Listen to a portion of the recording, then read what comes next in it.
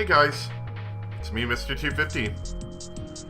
Welcome back to another 999 the PC Port stream. Gotta come up with a better name than that, but that's the work in progress at the moment. It has been a while since I did this last. I went on vacation for a week, and when I came back, I immediately had to work for 8 days straight. So, didn't really have a good opportunity to, play anymore since then. But I did want to play some more. Hey, how's it going? Let me click out for 1 second. Sorry. It's kind of, I wish I didn't have to click out, like to have everything stop when I clicked out. Some games have a setting for that, but this one doesn't seem to. So anyway, we last left off in the kitchen, which, like I said, I didn't remember much of actually. I kind of completely forgot about it. So I'm kind of excited to go back through this. I think there's a freezer in here that's supposed to be funny. So let's go ahead and get started looking around. If I remember, I think this is one of the puzzles where if you know the answer, you can input it and do it really quickly or something like that. Like if you're replaying it. Although, ideally we shouldn't have to replay it, considering that we have the flowchart, It was really helpful in the original game, though. The shelf has a white cloth on it.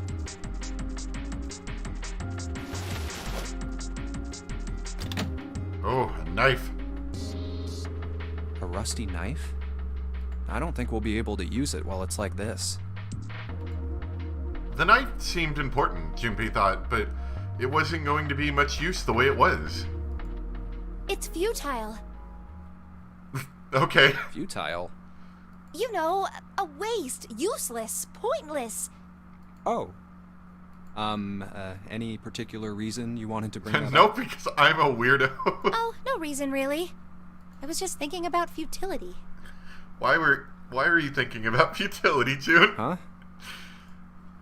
She wasn't making much sense. Junpei tried rephrasing his question. Why were you thinking about futility? How much is Hotel Dusk? It can't be that much, right? Hold on. Let me look online real quick. How much is it? It's like, let's see, about $16 plus $4 shipping. It's not that much, honestly. About $20 total. I should buy that next. I really should. At last, she answered. Well, it has something to do with the Titanic. The Titanic? Yep. Have you ever heard the story that the sinking of the Titanic was predicted? Actually, I probably have, but I don't remember it. Sure. Although maybe no? Sure, no. No, I haven't.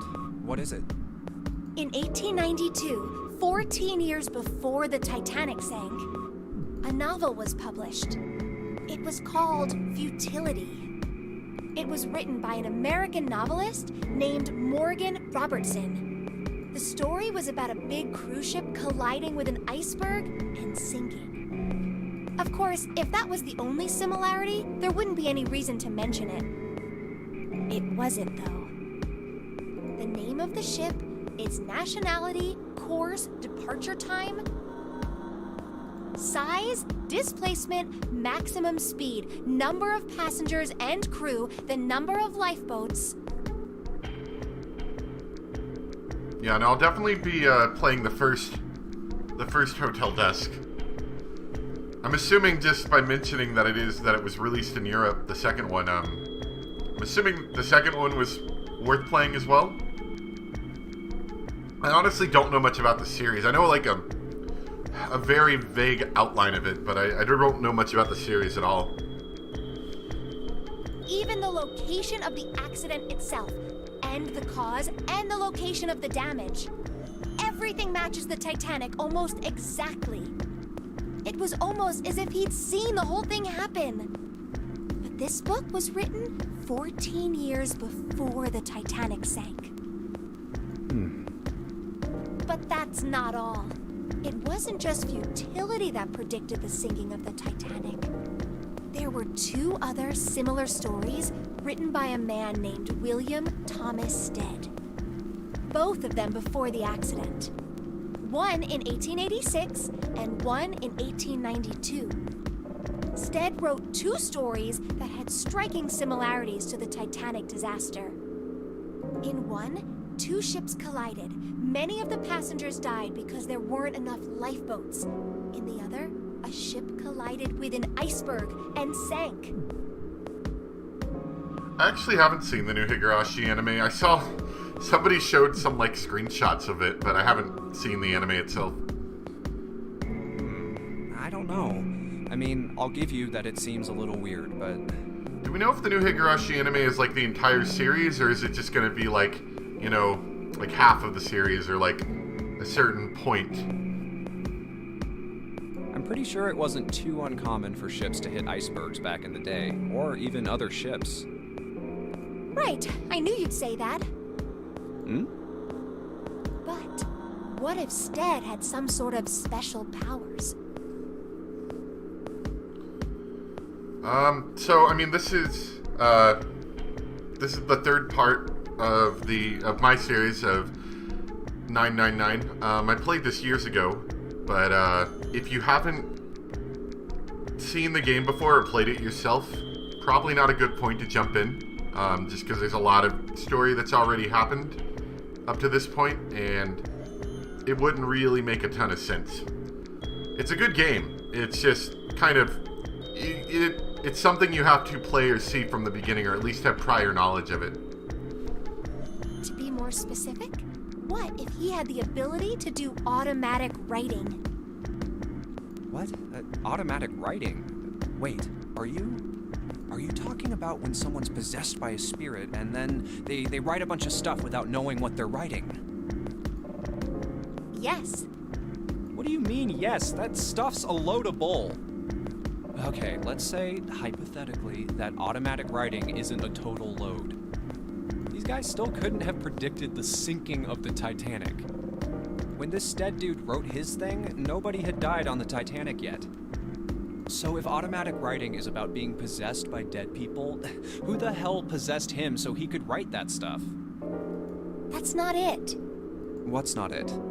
Stead wasn't possessed by a spirit. He was doing the possessing.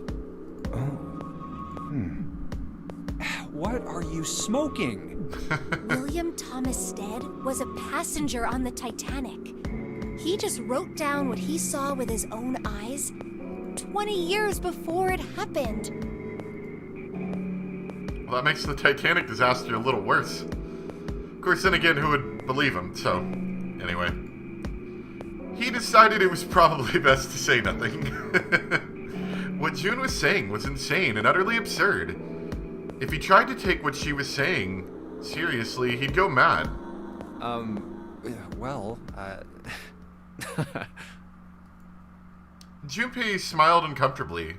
Well, why don't we talk about this some other time, okay? Huh? But... Her voice trailed off, and she glanced at the floor, troubled. Come on, let's get back to it. Junpei tapped gently on the shoulder and awkwardly reached around her to pick up the knife from the box. We might need that, you know, in case things go south later. We're really in trouble. I know I'm just repeating myself, but this really is a futility moment. That blade is so rusty. Yeah, I know. We can't cut a thing with a knife like this. If we're going to cut anything, we probably have to sharpen the knife. So, like, why did you bring up futility? Like, I'm just gonna, I'm honest. Whatever. There's so much stuff in here. A whole lot of cans. This is probably a pantry. It looks like some kind of large tin container. Well, it's empty. Wooden box in the second row. Look at all this cheese brand cheese. There are a number of cheeses lined up on the shelf. This is Gouda cheese, the most famous Dutch cheese. If you don't cut open the casing, it usually won't go bad. so you can store it at room temperature for quite a while. So we can eat this? Most likely. I'm not hungry at all. I guess it's hard to get hungry in a situation like this. I don't know.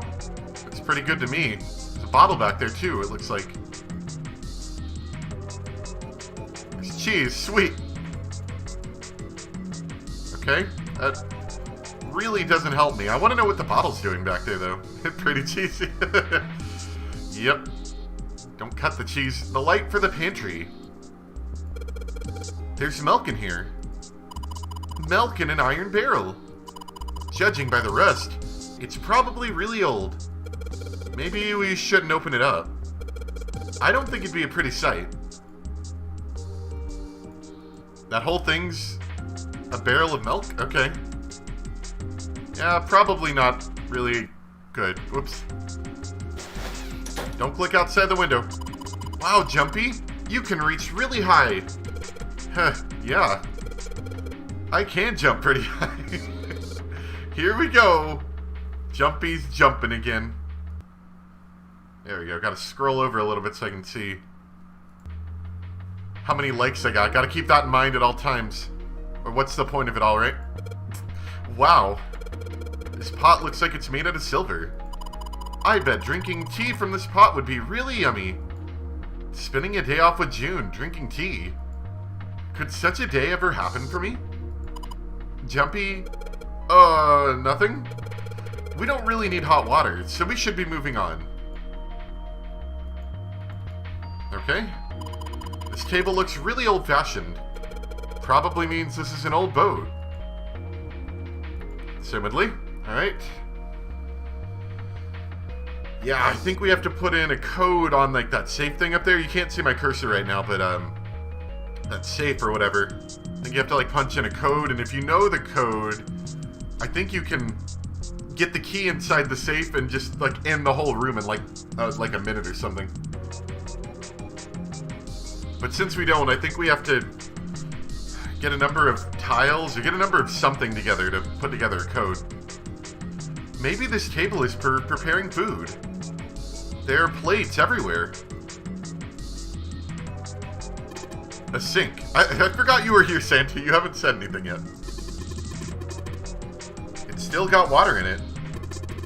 You know what? I realized I never actually changed. Oh yeah, the music's good. Definitely like the music. I realized I never changed the description. I guess it's not wrong. I look forward to another night of spooky ship survival. So I don't have to change that. Music's good in this game. Especially this area I really like. I was commenting on it last time, but I really like kind of how relaxed this is despite being in a murderous ship survival game. There's a couple plates in there, but I don't think they're going to help us much. You sure about that? Okay. I think we need the whetstone to sharpen the knife. Yes, we do. A whetstone? What are you planning to do with that? Aw, don't tell me you're gonna try and smash open the card reader. Are you an idiot? If you do that, then we'll never get out of here. Oh, yeah, I guess that would be bad, huh? This whetstone's only gonna be useful if we need to sharpen something. Well, it's a good thing. It's a good thing. Maybe I'll use the whetstone to sharpen the knife. What a smart idea. The blade of the knife is getting sharper by the second. I should be able to cut something pretty good with this. Never know when you need to stab somebody. We even got all the rest off with that. That's pretty good. So I guess you managed to sharpen the knife, Junpei. Who are you going to stab? Oh, I forgot Lotus is here too. Who are you going to stab with that? No one. Could probably cut something soft with that. Like maybe the cheese. I actually don't remember if that's part of it or not. Hey, there's something behind the cheese. You're right. Why don't we move some of the cheese? Alright guys, time to move it. June and I need to look behind you. So there was a bottle back here. There's a green little bottle back there. Bottle of oil. Oh, look, cooking oil. You could probably use this to make something slippery. Assumedly, that's what you would do with oil. It's a lot of notes. they've got a bunch of stuff written on them, but it doesn't look like a code or anything like that. I'm trying to get an idea of what this room looks like. Are we on the other side of the divider here? I think we are. If I look at the map, I'll get a better idea. Yeah, when I turn the camera that way, we're on the other side of the divider. Right, okay. All we've got here is a pot and a frying pan. Why do the characters have anime graphics when the environment looks realistic? I don't know. I honestly always liked how the environment looked in this game, you know? It's kind of one of those older point-and-click games. I don't think the newer games do this to the same level. I think they're... I mean, the graphics are better, but I don't think they go for quite as a realistic look. I might be wrong, though. It's been a couple of years. I don't know. That's a good question. All we've got here is a pot and frying pan. Oh, and a pressure cooker. Well, I guess we could use some of those as weapons. What kind of an idiot are you? You gotta run around holding that thing while you're looking for the dead? Hey man, it was just a joke. Why so serious?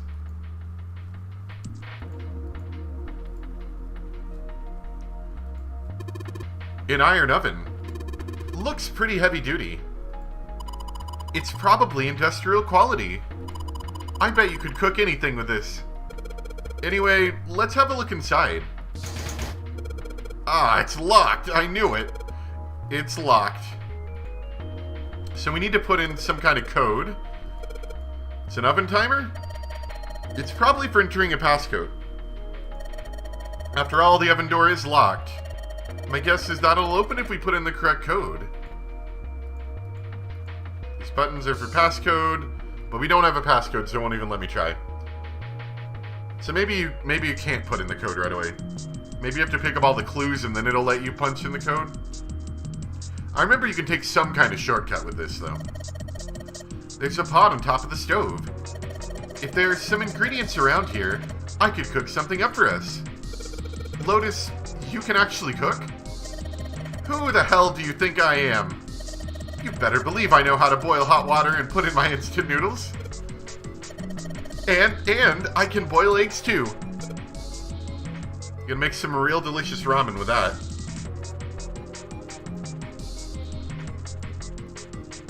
There's some bottles of seasoning in here.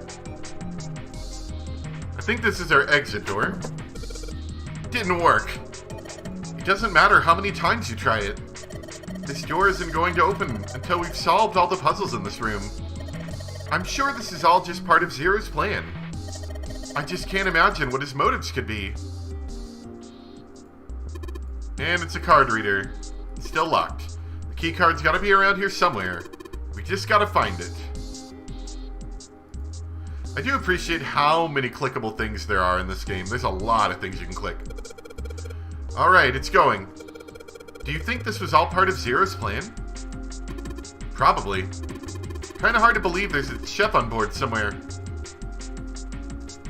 There's a grill, there's some coals down there. They're bright red. It looks like the area under the plate opens up. No, you can't.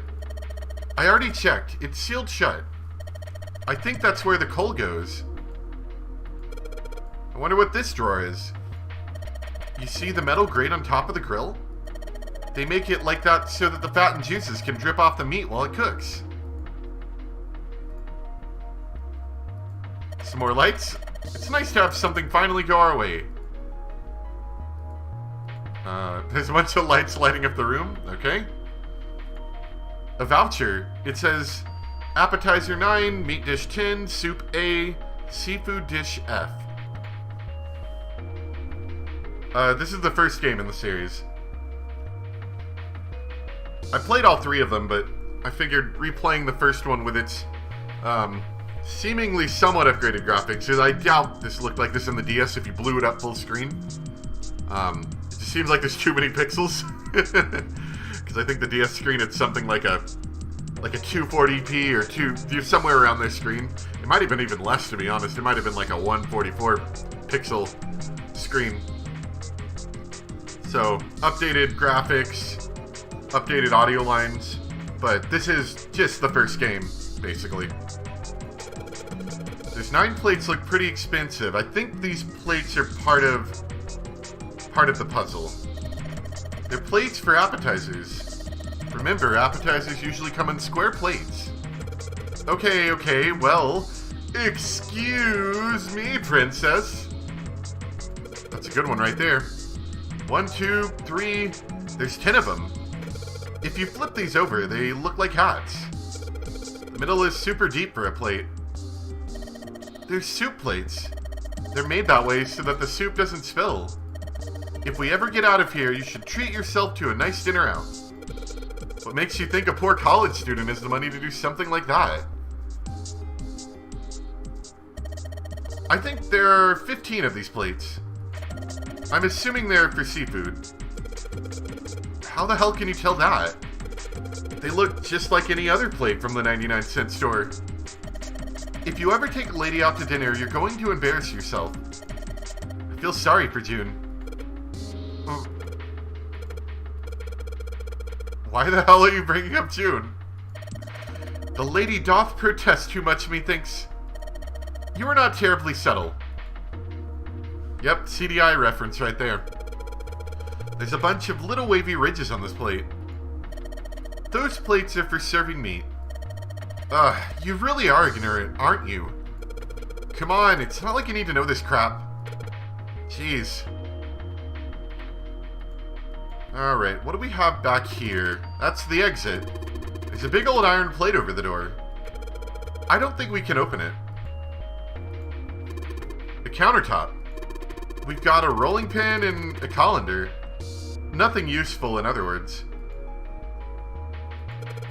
It's kind of far away. I can't really tell, but is that a ladle? I don't really think a ladle is going to be very useful. It might be a ladle. There's a light hanging from the ceiling. You gotta check these things. Sometimes they're funny. Hey, Santa. Could you open that door, please? What the hell? There's no way I could open that thing. Guess you're getting to that age where your eyes start to go, huh? You better watch your mouth, boy, or someone won't live long enough to see that door open. This has got the two of them on edge. We gotta get out of here, and fast. It's a tank with a pipe coming out of it. Nothing really that special about it. Is that a boiler over there? Who knows? The pipe goes up into the ceiling. Maybe, just maybe, we could climb into that pipe and get out of there. Idiot. How the hell are you supposed to get into a pipe that size? Well, at least you kinda got my joke. That makes me kinda happy.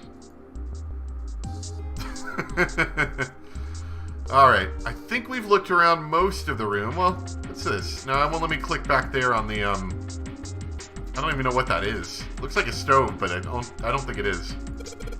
A trash can. There's nothing inside of it. Well, better than being full of rotten food, I suppose. Dang it, there's nothing in here.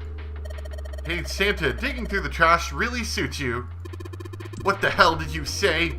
Listen, lady, I did you a favor. I knew you'd just piss and moan, so I did it for you. Oh my. I don't recall asking you to do anything. Ugh. I ought to throttle you. Excuse me. Does it feel colder in here? Well, it should. Where we're going in just a moment. Okay, we've already looked at that. It's a partition that splits the room. Nothing suspicious about that. What's that? What a nice dish rack. I'd love to have that in my kitchen. Why don't you take it back with you? Are you offering to carry it for me? Why don't you ask Seven? You're kidding. I don't honestly think I'd let a beast like that into my home, do you? Or you don't, I should say. Alright, so yeah, I think we've checked out basically everything in here with the exception of this door over here. This bolt is rusted in place. It won't budge. Of course! Maybe if I put some oil on it. Hey, just a little bit of oil and... Come on. Come on, you little... Whoa. Ha, yes, got you. You did it, Jumpy. You're so smart. Yes, I have oiled the latch, and I am the smartest person in the room. It's all oily and gross, though. Alright, let's get in there. As Junpei walked into the room, a blast of cold air washed over him. Almost instinctively, he folded his arms tight across his chest, doing what he could to conserve body heat. Oh, it's cold in here. Oh, yeah, it is. What is this place? It's a cold place. Are you blind? It's a freezer. Yeah, good one. Santa's teeth had already begun to chatter. Hardly surprising. The freezer was far too cold for someone dressed as he was. Lotus, however, was in an even worse situation. Oh, no way. That's way too cold for me. I'll freeze solid in seconds.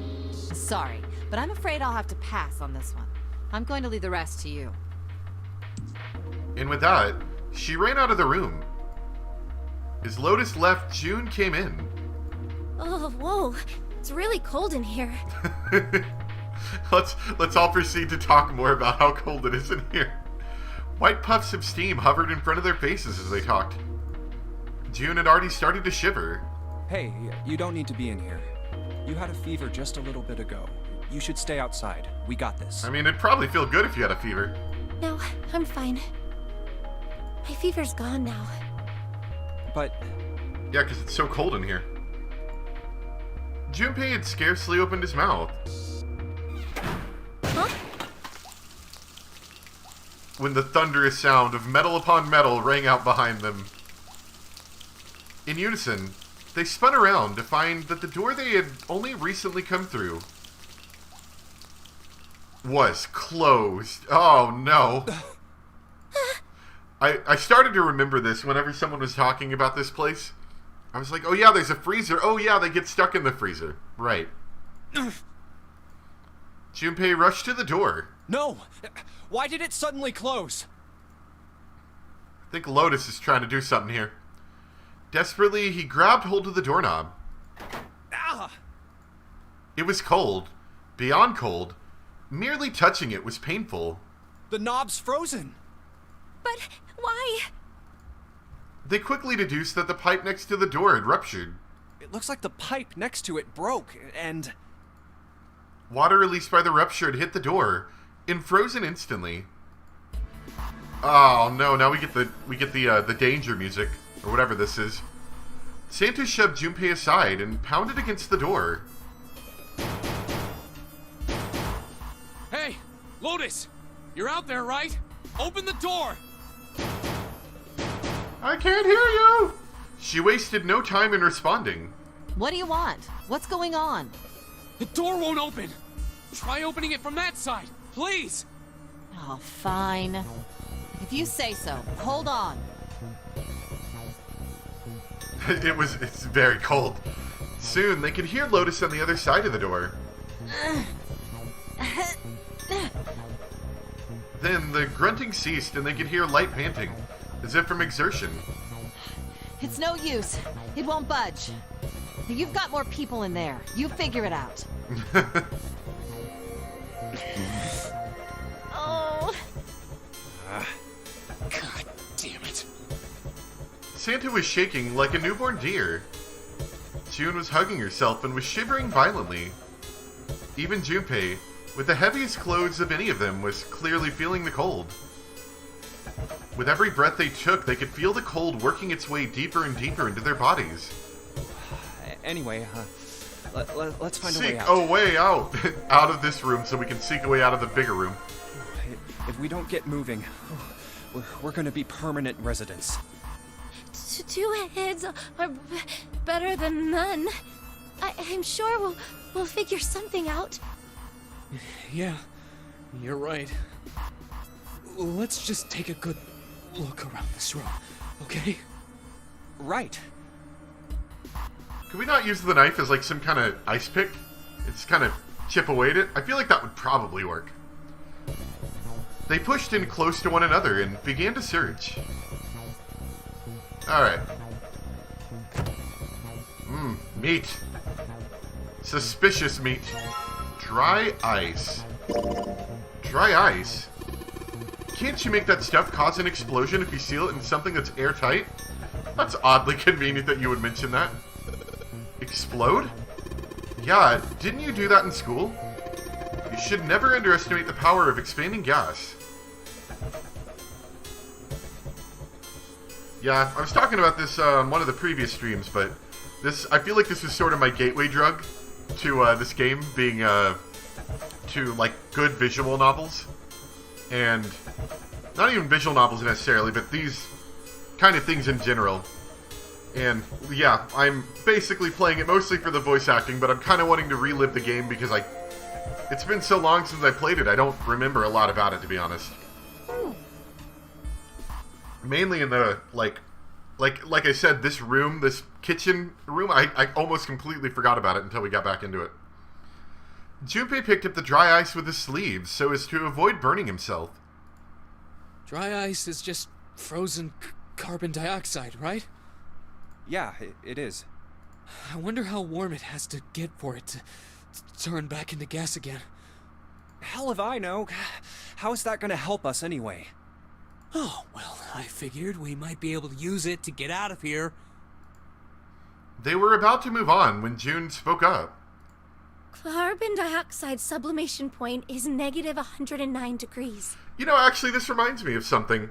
At work, they have like a big freezer like this, one of these big walk-in freezers where I work, and at one point I think we had a power outage for like a day or two due to like a hurricane or something. And so they got in a bunch of dry ice in there, and they had to put a sign in the door that like said don't to be in the freezer is like as short of time as possible, and like it was something like hold your breath and grab what you need and get out, because somebody walked in there and like almost passed out, which would have been awful, obviously, because basically it was all sublimating and filling the entire freezer with carbon dioxide. I hope, I guess this is a small enough amount, it's probably not a big issue, but something that they may want to worry about, assuming they don't freeze to death. Any warmer than that, and it'll turn into gas. Any lower, and it becomes a solid. Oh yeah, Trauma Center, definitely like that series. I'm still hoping one day they bring it back. You know, like years down the line they bring it back and they put some new mechanics in it, would be fun. If I finish this before Zero Time Dilemma, yeah. I've played all 3 games at this point.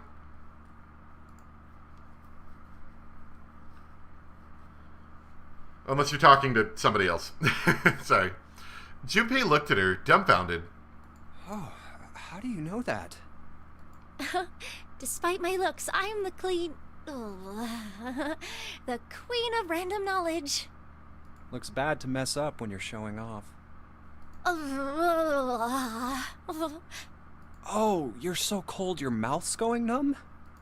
Yeah, that's right. The voice acting for this is pretty funny, though. You're just doing that on purpose, aren't you? June giggled and did her best to hide her guilt. At least she was still feeling good enough to joke around, Junpei told himself. Come on, guys. Don't you think that's kind of weird? I wonder why it doesn't turn into a liquid first.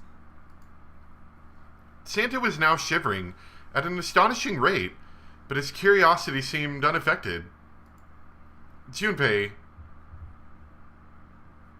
It did seem rather odd. It is kind of weird. Because I don't understand science. June answered. But it can turn into a liquid. Carbon dioxide turns to liquid if you put it under high enough pressure. But at 1 atmosphere, normal air pressure... It won't turn into a liquid, right? That's right. Instead of melting, it'll do what's called sublimating and change immediately from a solid state to a gaseous one. See, that is weird. Water's a Yep, liquid. that's weird. 32 degrees and 212 degrees. Fahrenheit? So why isn't that the case for carbon dioxide? June replied with an answer that stunned both of them. There's a kind of ice that doesn't turn into liquid when it goes above 32 degrees. Really? Tell me more. Huh? I heard about it. Its melting point is 96 degrees. Oh, I see. No, I do like this series a little more than Danganronpa. Danganronpa is a different kind of series. I enjoyed playing through it, but I don't hold it in as high of regard as I do this series. Ice with a melting point of 96 degrees? You mean there's water that freezes at 96 degrees? Yeah, that's what I just said. Well, you could also look at it as ice that won't melt until it's 96 degrees. Water that freezes at 96 degrees? Ice that won't melt until it's 96 degrees? Junpei was cold as hell, but this was too interesting to ignore. He did his best to warm up by rubbing his arms and stamping his feet, then put the question to June. So what's this ice with a melting point of 96 degrees called? I heard it's called Ice 9. Ice 9. Ice 9? Ice 9? Originally, Ice 9 was a made-up substance invented by a science fiction author. Yeah, the Somnium Files, I did. I played that. I thought about recording it. I think. Did I record that one? I can't even remember. I am completely blanking on that. I don't know what's Hold on. I'm pretty sure I did, but at the same time, I'm completely blanking. Yeah, I did. I recorded it. Oh, that was weird. Yeah. I played through the entire thing. I liked it. I liked what they did with it. They did some interesting things. There are some, There's some weird issues with it. I feel like there's a bunch of stuff that kind of doesn't make sense. And once you get to the end, you know, it all sort of ties together. But there's some stuff that it's just like, why did they do that, you know? I don't know. It's a little bit weird, but I really like the twist and the premise and stuff that they got going on. And I wouldn't mind a second story in the same, you know, I don't know if like a sequel would work, to be honest. I kind of doubt it. But if they had some sort of second story with a similar premise or a similar idea, it was kind of, you know, there were some cool things about it. But recently, scientists have discovered that such a substance actually exists. Wait, hold up. So is this thing called Ice 9, or is it water? Like I said, if the ice is over 96 degrees, it'll be liquid. If it's under that, it'll solidify. So you could think of it as a polymorph of H2O. Here, think of it like diamonds and graphite. And Lotus knocks on the door. Hey, are you guys still alive in there? You've been talking for a while, and I've noticed you're still in there. They're both made of carbon, right? But depending on the structure of the crystallization, the hardness and structure are completely different. So you're saying normal water and this Ice 9 are like that? Yup. She wasn't finished. Have you heard the story about the crystallization of glycerin? For 150 years after the discovery of glycerin, people cooled it, warmed it. They did all sorts of things to it. But whatever they did, it never crystallized. However, one day in 1920, some glycerin on its way to England by ship was discovered to have crystallized during the trip. Scientists around the world wanted to research this new crystallized form of glycerin and asked for seeds. Oh, a seed is a sample of the original crystallized substance. With a seed crystal, further crystallization of glycerin would be easy. However, something very strange happened. Not only did the glycerin encouraged by seed crystals begin to crystallize, even the samples nearby did, even though they were tightly sealed. And it didn't end there. After that day, it doesn't matter where in the world it is. all glycerin crystallizes naturally when cooled to less than 64 degrees. Before that day, no matter how glycerin was cooled, it refused to crystallize. But once the crystallization had begun, it was almost like... how do I put it? It was almost like all the glycerin in the world was communicating. Communicating in some way that we can't sense. Going back to the last room we were in where we were kind of talking about this a little bit. And now it's happening everywhere. Junpei was kind of annoyed. Let's not do that to June. Was honestly impressed. It was, in fact, a pretty interesting story. Wow, that's pretty interesting. But, what does that have to do with Ice 9? To his surprise, it was Santa, and not June, who answered. What she's saying is that it's a lot like Ice 9. What happened, I mean. A lot like? Oh, that would be bad. If water everywhere started freezing at 96 degrees, man.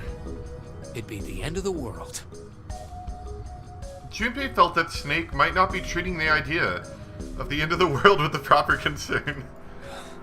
At any rate, we're not gonna have to worry about the end of the world unless we can get out of here pretty damn quick. He was right. Junpei shivered.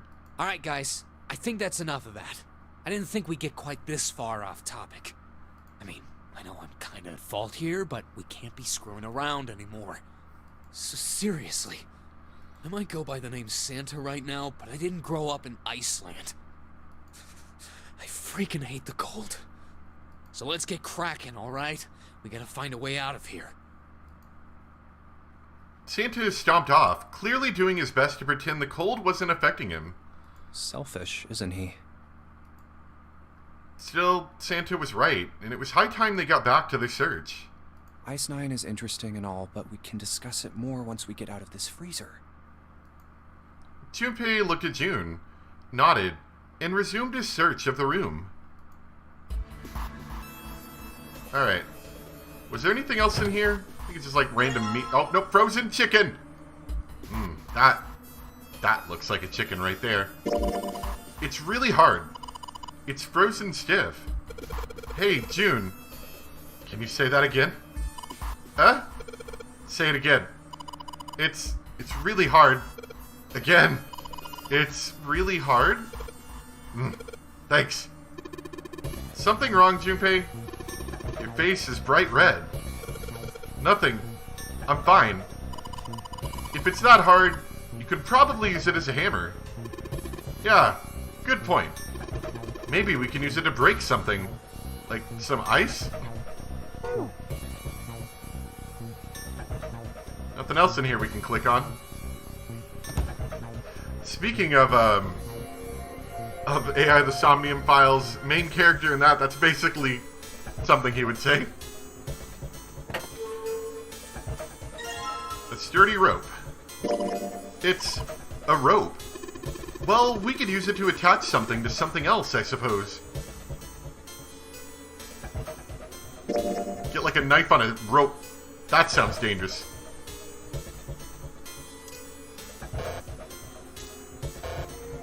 Chicken rope. I don't know what that does for us, but there's so much stuff in here. Why don't we take some of it out, Jumpy? Storage area built into the floor like a small cellar. There are a couple bottles in here. A water bottle. There we go. That's what we needed. A water bottle. Yes, it is. Oh, can I not do that yet? I guess maybe we have to get told to do that. There's some frozen meat up there. Looks like pork. Huh? What's this? It looks like a tag or something. Chunk of pork. Jumpy, is there a slip of paper in that meat? I think there's something written on here, but I can't read it like this. If we try and pull it out, it'll probably rip. You need to defrost that. Don't think we're gonna be doing that in this room. We'll just hold on to that for now. Any other meat chunk in here I can use? Everything's frozen. Doesn't look like there's anything else interesting. No, I'm not trying to click I'm trying to click on the things on the shelf. I don't think there's much else for us to do in here, though. This thing is covering something. It's frozen solid. I can't flip it over. It's a thin pipe. Come on, give me more about the pipe. There's water dripping from this pipe. It looks like when the pipe burst, the water hit the doorknob and froze in place. This water actually seems almost warm. Or at least, you know, not entirely freezing. Can we put the meat chunk on the water pipe? Hey, Junpei, didn't you find some dry ice earlier? Yeah, I know, I'm surprised Santa didn't say anything about the hard meat, yeah. Yeah, there's warm water coming out of that pipe. Warm water and dry ice. What do you think would happen if we put that stuff in a sealed container together? It's warm water. Can I put it in the thing, or are you going to let me combine it? With the dry ice? No?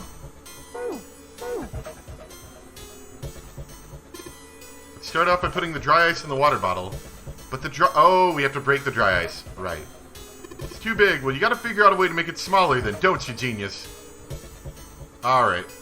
That was what I was missing. I guess it's a whole, like, sheet of dry ice. It's not like, you know, little bits of it. Not the meat.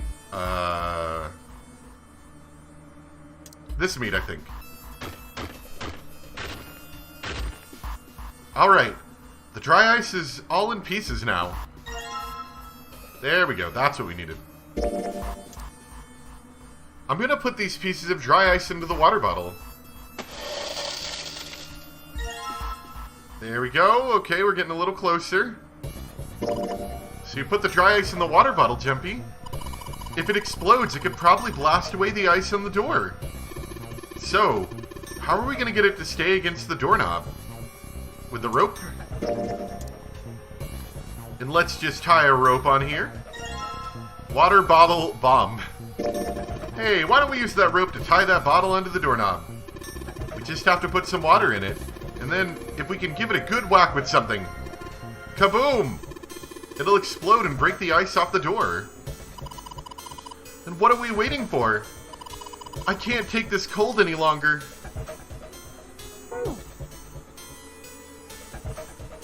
Warm water dripped from the ruptured pipe near the door.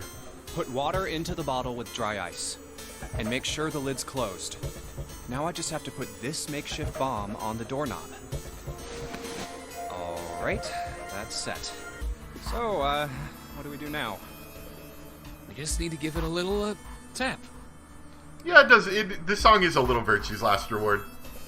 The bottle's already about to pop. If we just throw a rock or something at it, it'll go off all on its own. A small rock. Huh. A small rock. Junpei looked down at the floor. I mean, we could use this giant piece of meat we got. Scattered across it were pieces of dry ice left over from the larger chunk he'd crushed earlier. Alright, this ought to do the trick. He pulled his sleeve down over his hand to keep from getting burned, and grabbed the chunk of dry ice. Ah, some dry ice, huh? Not a bad idea. Don't miss. It was a pretty good size. About as big as a pool ball. Alright guys, stand back. Actually, we should probably hide somewhere. Both Santa and June looked at him with new concern. Where exactly do you expect us to hide, genius? Get into the meat freezer thing. There isn't really anywhere big enough. There's that big thing. We could probably fit June in there. I don't know if the rest of us will fit. Yeah, there is. Look, right here. We can hide in there. Junpei pulled open the door to the small cellar. Or we could go in the cellar. Come on, think we could get inside, quick. I think we could stuff June in that door thing back there. Santa and June nodded and jumped down into the hole. Junpei quickly followed. In his hand, he could feel the chill of the frozen carbon dioxide, even through his sleeve. He tightened his grip, took aim, and prepared to throw. All right, here I go. 3, 4, 5. What? You're counting the wrong way. Oh, oops. I'm an idiot. I do like the voice acting. At first I was a little iffy about it, but I think it's in a good direction. That is a really sad excuse for a joke, man. Sorry, dude. All right. Sorry, real this dude. time. You guys ready? Yes, whenever you're ready. Just throw the damn thing. All right, here I go. 3, 2, 1. 2, 3, another joke. Junpei threw the chunk of dry ice as hard as he could. With the same motion, he ducked down into the cellar, with Santa and June just as... Lotus knocks on the door again. Are you guys dead yet? Presumably, Lotus locked the door on us, and that's why we can't get out. Junpei leapt up out of the cellar and ran to the door. Jumpy! The ice on the door, is it gone? Yeah, it's gone. The blast must have shattered it. Yes. All right, let's see if it opens. If this doesn't work, we could just get the chicken and start hitting the door. Junpei grabbed the knob and pushed with all his might. The door gave way easily, and all three of them tumbled out of the freezer at once. Hooray! We're out! June, relieved, collapsed onto the floor. Move! Santa shoved past Junpei and ran straight to the grill, which he immediately grabbed. Oh, god damn it! Oh my god. Fuck! What are you doing? He proceeded to kick the grill in a futile but amusing fit of rage. Well, you did just grab the grill. What did you think would happen? It's the futility thing again. Hey, where's Lotus? It took Junpei only a moment to find her.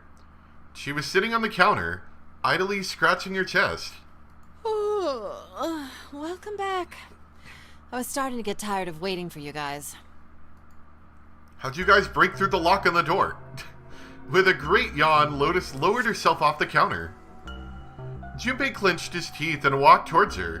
What were you doing? What do you mean, what was I doing? I was waiting. We were gonna die. Oh, yeah? But you didn't. So everything worked out all right, didn't it? What the hell? Just kidding.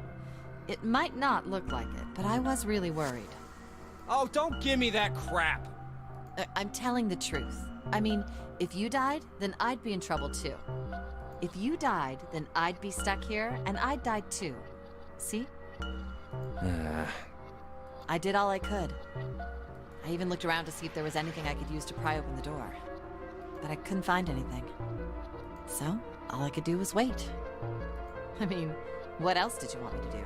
Call the cops? It was true that there wasn't much she could have done, but something about her tone. Junpei gritted his teeth. Fine. But there's one thing I have to ask you. What's that? You didn't close the door, did you? What? You think I closed the door on you? Why would I do something like that? It closed on its own.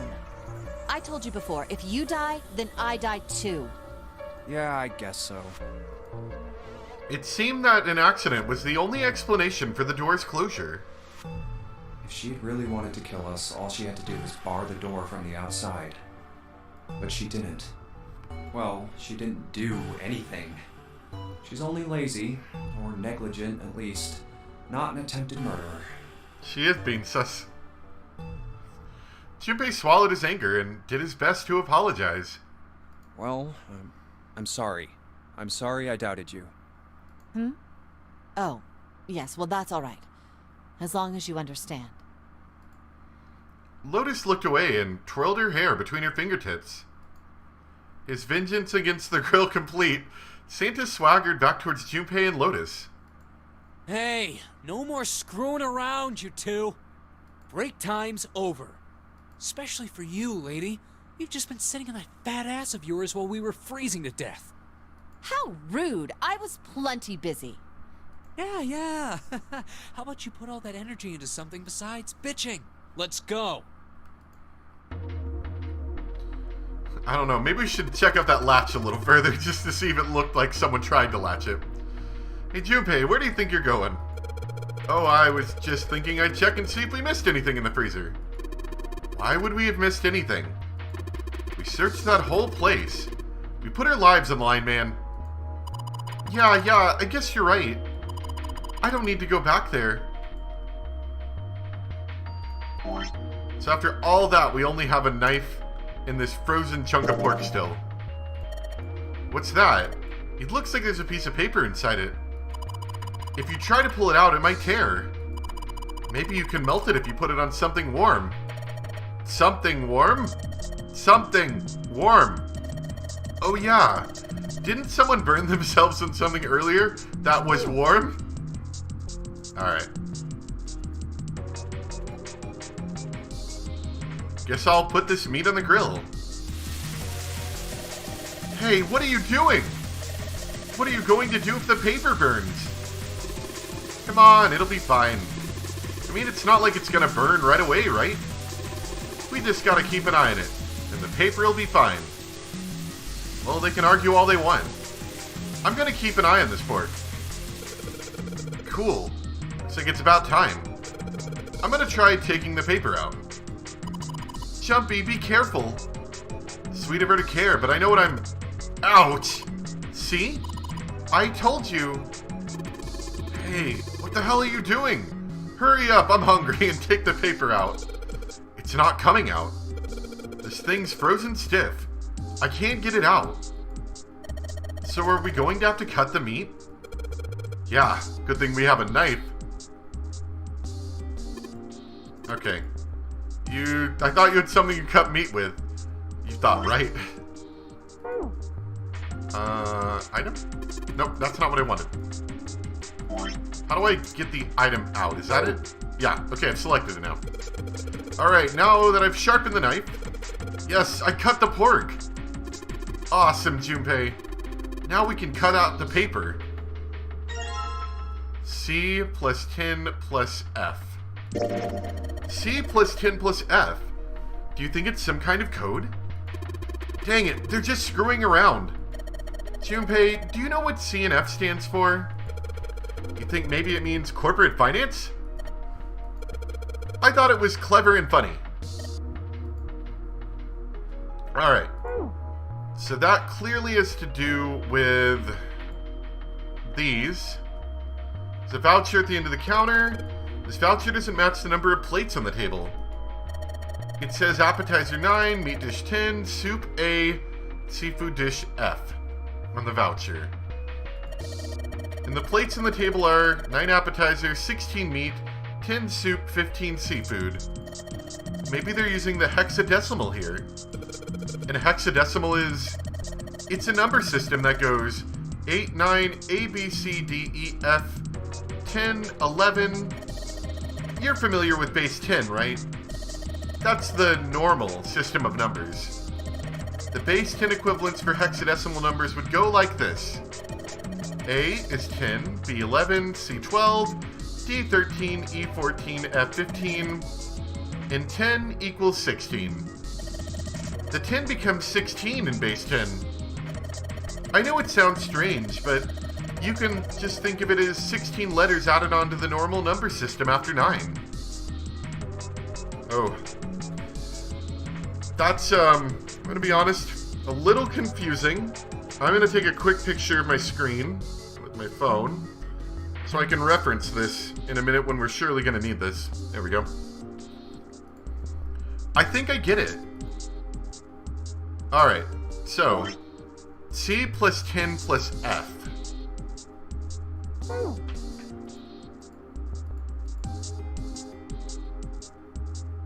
Okay.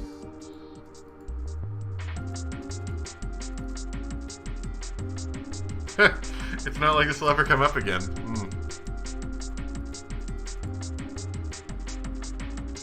That is nuts.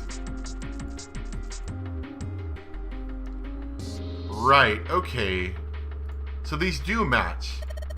I wonder if it's some kind of hint. I think if you keep looking at this... I think if you keep looking at this, they'll give you a hint. I think that's what I have to do. I think I have to do the... Just convert it to base 10 and then add it together. I wonder if it's some kind of hint. Yeah, maybe. Junpei, do you remember what I told you about hexadecimal code earlier? Of course I do. Here's a little quiz for you. What would 9 plus F be in base 10? Let me look at that picture again. Sorry. It'll be easier if I do a picture like this. F is 15, so 15 plus 9 would be 24? 24, right. That's right. Good job, you're a fast learner. Okay, so C plus 10 plus F. C is 12 here. C is 12, so 12 plus 10 plus F was 15. 37. I'm assuming I don't have to take a digital root, but if I do, that would be 1. But I think it's 37. I think if I keep clicking on it, they'll actually, like, give me the answer, basically.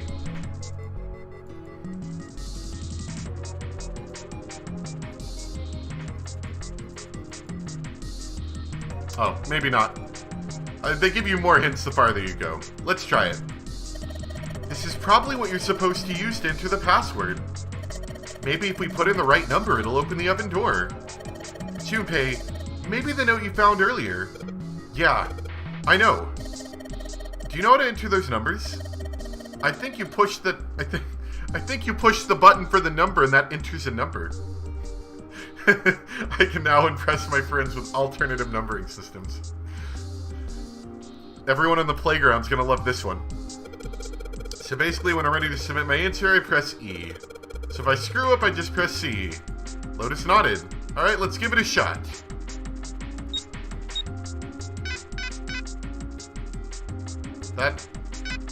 Oh, that sounded wrong. Do I need to get a digital root? Nope. Okay, did I count it wrong? I might have. Huh? This is weird. Hey, you're just punching in random numbers, aren't you? Maybe if you just enter it like it said in the hint. Wait, what? Shut up. Just shut up. Do I have to put all of it, like... Hold on. Maybe it's not like an addition problem. Maybe it's stating to put all of it, so like... 12 plus 10 plus 15? Maybe... Is that... Wait, no, I don't think that's right. It only takes 3 digits. Yeah, it only takes 3 digits, so I think I'm doing something wrong. Got the pork note. C is 12 plus 10, 22 plus F, 37. Did I put that number in right? I'm pretty sure I put in 37. No, I mean, there's not really a penalty to getting this wrong. I don't think. I don't know if I'm doing it wrong. I have the picture right here.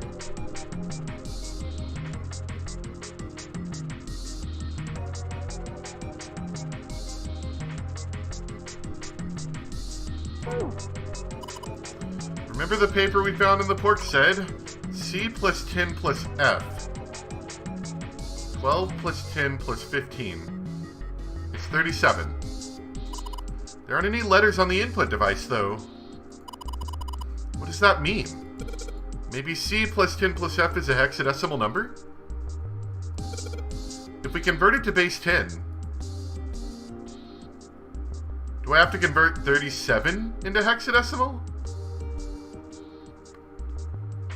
No, but I can't input it here, so that's not it.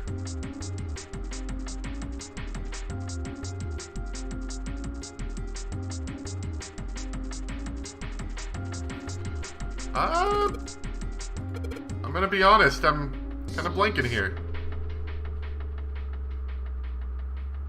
Wait, hold on, sorry. 10 is hexadecimal for 16. Okay. This is all hexadecimal. No, because 10 is not 10. 10 is a hexadecimal number. 10 is 16, comes after F for 15. That's what it is. So see, 12 plus 10, which is actually 16 in base 10. 16 plus F is 15. 43.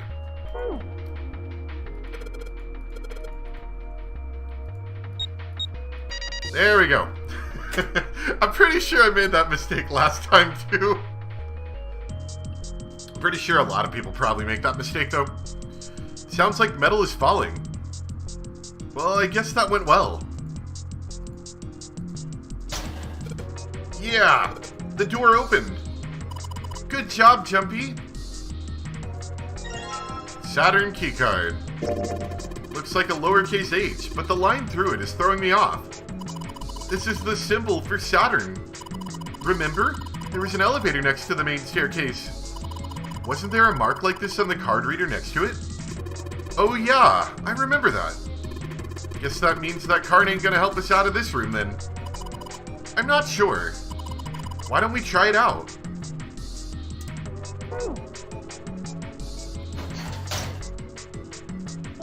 Need to reselect that. There we go. Yes, I think it's unlocked now. You did it, Jumpy. Let's get out of here. Yes, let's go. Get some lubricant on those hinges. You found it.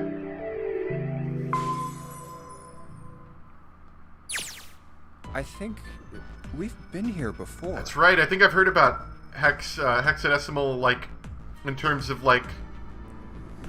programming, like for coloring web pages or something like that, or like that's how you can like pick from so many different colors and then you can convert it to hexadecimal or something like that. A metal grate stretched from wall to wall. Beyond it were 2 elevators in the entrance to the kitchen. The elevators are over there, so that means... We went into the kitchen through that door and came out on this side. That means the map was right. Looks like. Then let's use it to plan our next move. Next move? Yeah, we need to decide where to go from here, don't we? He's right. Let's get started. From the looks of it, there are 4 possible routes. Let's just keep it simple and call them A, B, C, and D. First, A and B. They both seem to connect to a room that looks L-shaped. Yeah, there were 2 doors. But they were both locked. We couldn't open them. Now, Route C. This goes all the way to the main staircase. That means it's door 5, one of the numbered doors. Then do you think we would meet up with the other 4 after this hallway? No, I don't think we will. Why not? Look, there by the stairs. See how the gate is opened? When we went into the kitchen, it was closed. But it's open now. What do you think that means? They opened it. Most likely. And if we take Route C, we're going backwards. That would be pointless. Then that means... All 4 looked at the map. They all looked at the staircase. It's a lazy curve leading down, deeper into the ship. Route D, then. D it is. Yep, Route D. I'm gonna go to D. Then we're set. Let's go to Route D. They jog down the stairs until they reach the C deck. Everything looks okay here. Let's check the next deck just to be sure. Yeah, just like I thought. D-deck is totally underwater. Just like the bottom of the central staircase. The water gazed back at them, its smooth surface like a great mirror. At least the water level hasn't really changed. Small comfort. May as well head back to C deck. What else is here? There are 2 elevators over there at the top of the stairs. just like the floor above. Hold on. These are kind of different. See? There's a card reader on the side. Another strange mark. Hey, look, it's Lotus's symbol. Huh? See? It's the woman symbol with horns on it. That seems like... Oh, ouch, ouch, ouch, ouch, ouch, ouch. And I found myself floating away at the bottom of the ocean. Lotus had taken hold of Junpei's hair. She began to shake him violently, and he thought he heard a low growl coming from her throat. What was that about the mark again? Nothing. Ha! Such violence. Junpei began to wonder if she was not the devil itself.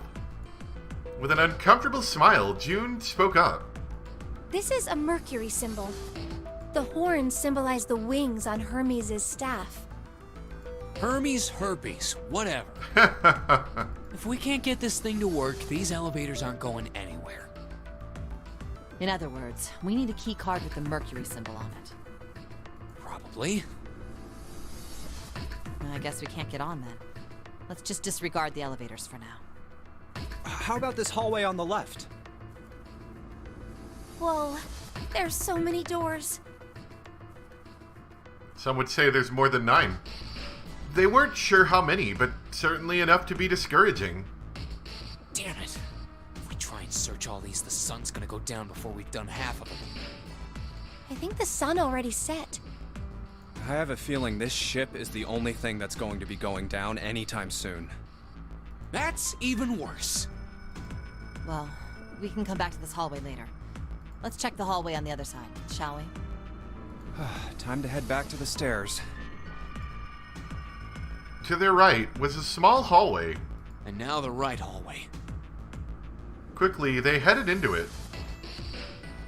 It was approximately the same size as the alcove in front of the stairs. The hallway led towards the stern, and at its end was a set of double doors.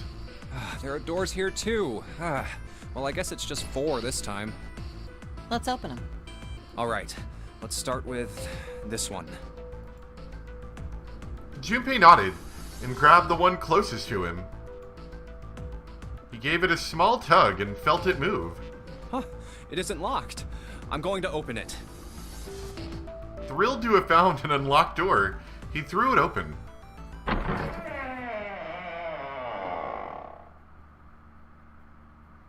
Junpei didn't know what to make of what he saw. What? Yeah, this place is kind of creepy, actually. He simply stood, unable to speak. The others simply stared, open-mouthed. After a few long moments, Santa managed to speak. What the hell is this? This place is huge. A massive room stretched out in front of them, more a cavern than a room.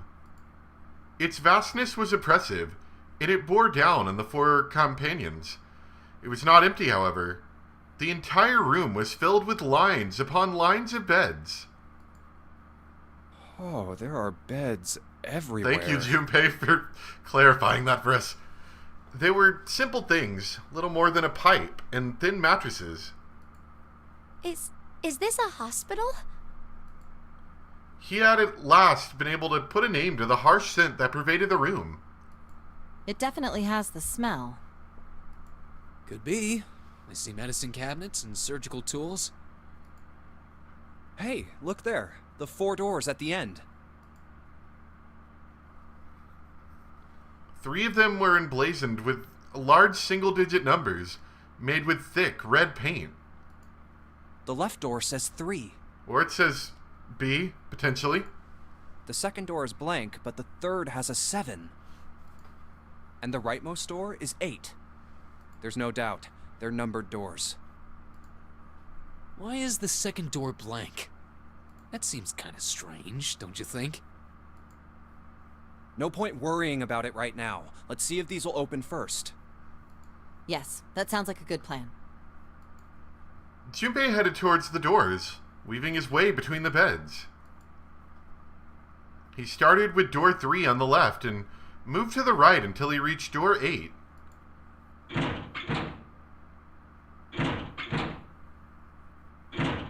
Oh man, none of them open. Oh, it's no use. Well, of course.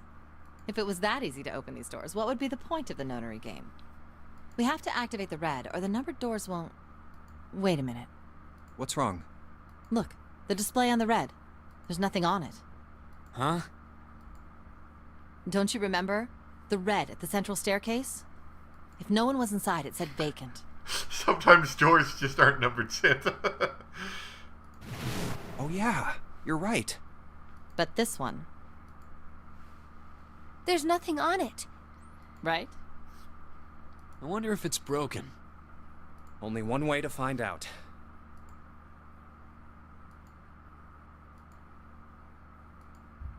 Dead silence. It's not responding. All four took turns placing their hands over the red, but it refused to respond.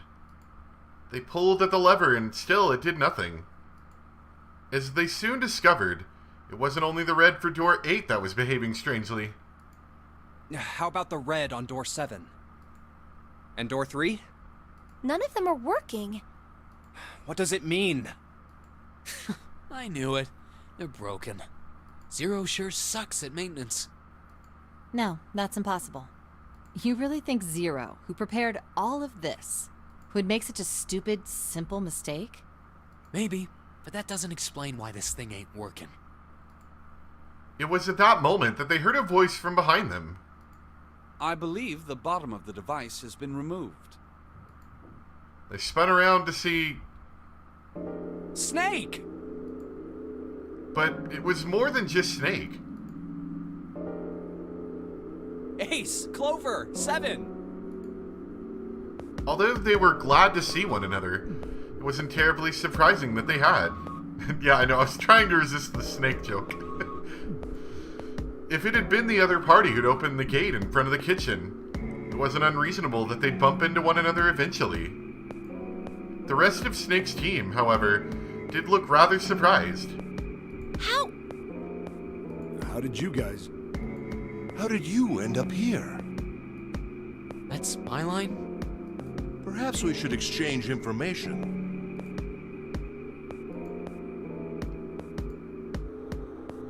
But nobody said anything. After a moment of silence and surprise, everyone suddenly began to talk, desperate to exchange information. They talked about the rooms they'd been through and how they ended up in the same place. Of course, none of it was very useful information, but that hardly mattered. They were happy to simply see one another again. Although the level of cheer varied greatly from person to person. Each one of them was wearing some manner of smile. Almost as though they had already forgotten about the death of the 9th man. No, thought Junpei. Perhaps that wasn't it. Perhaps thoughts of his death were what drove them to smile at one another. Not in a morbid or hateful way, no. The 9th man had died. But they were still alive, and that was something to be happy about. A sort of simple, uncomplicated joy, Junpei thought. The joy of being alive. Still alive. He felt sorry for the 9th man, but more than anything, Junpei was just happy to be alive.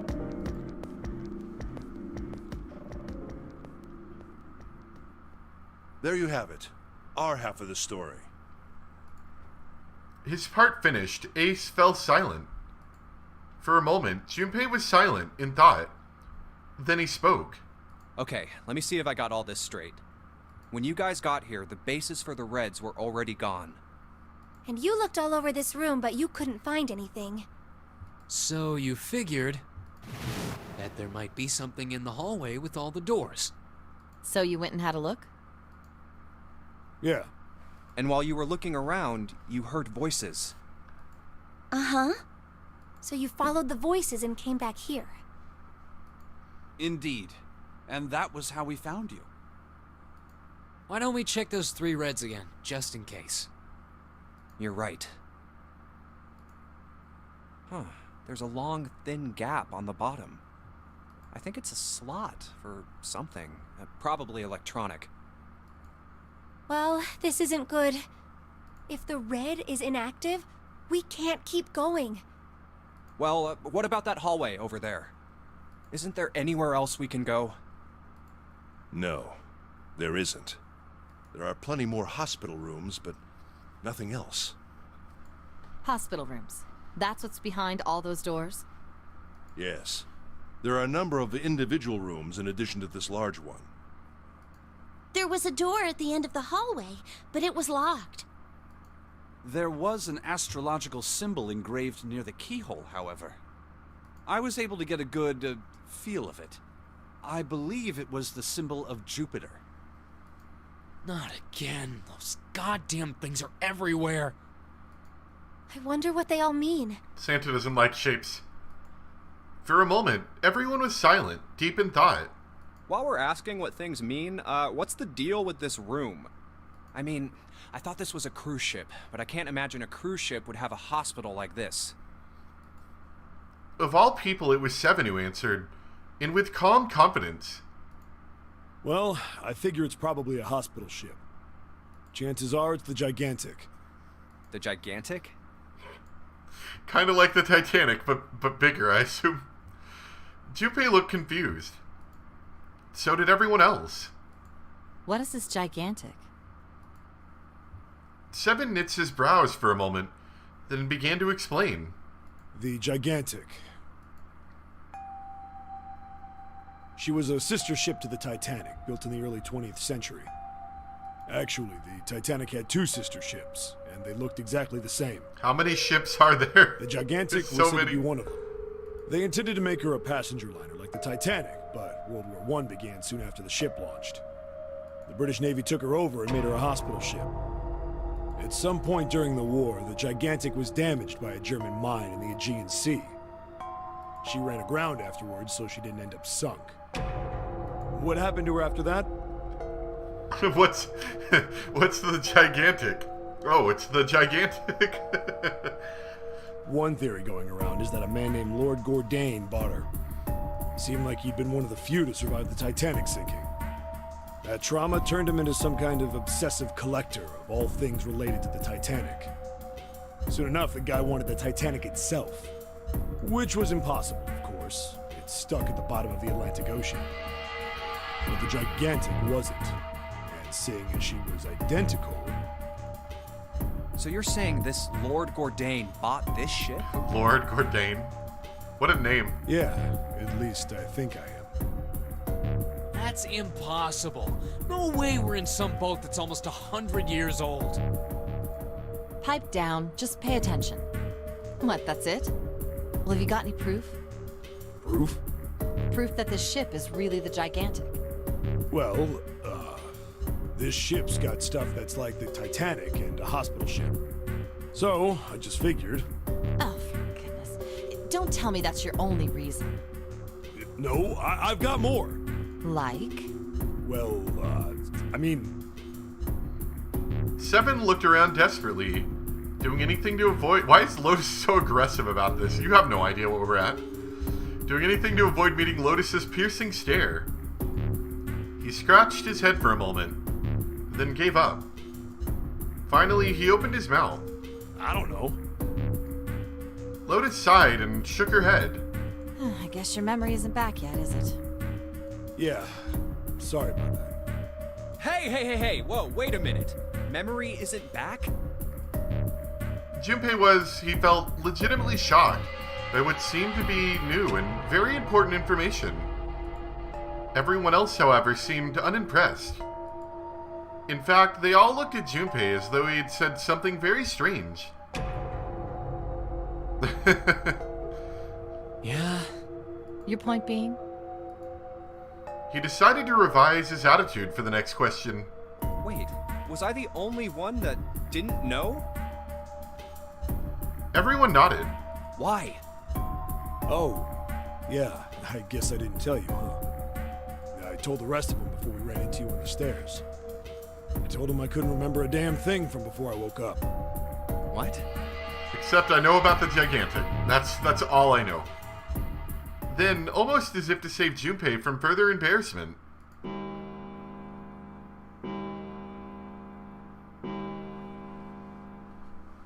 A bell began to ring from far away.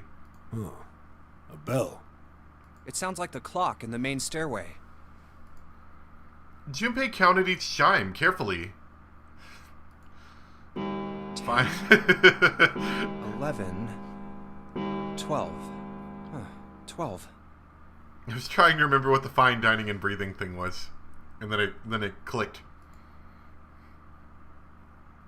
It's midnight. Then we've still got 6 hours left, right?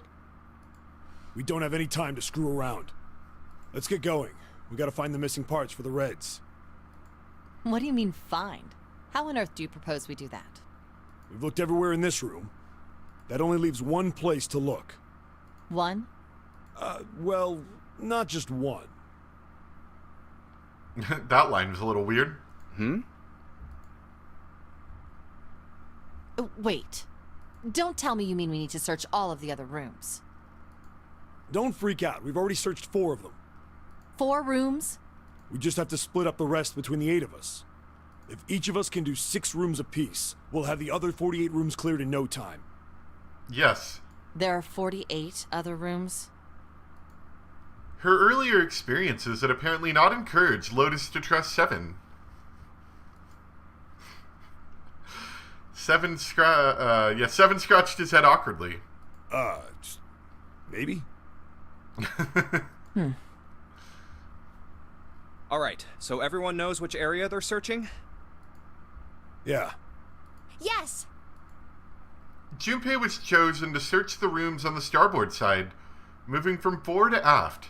We'll all meet up when the clock goes off again. How about in that room with all the beds? Yeah, sounds straightforward enough. I'll shout if I find any of the components we need. I hope we can find them within the time limit. If we can't, then we'll just have to come up with another plan. Right. Then let's do this. The details decided, they left to begin searching. Out in the hallway they went, each to the rooms they'd been assigned. However,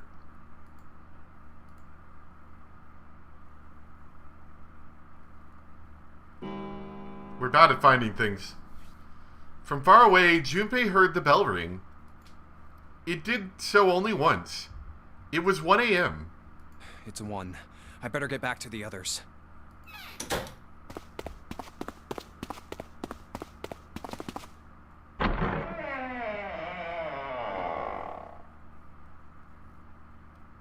I like seeing when when it transitions from the still backgrounds to a moving door picture and then back again, you could kind of like see the pixels change a little bit.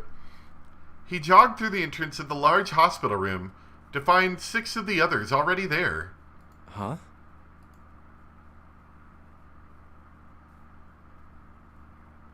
Ace, Santa, Clover, June, Seven, and Lotus.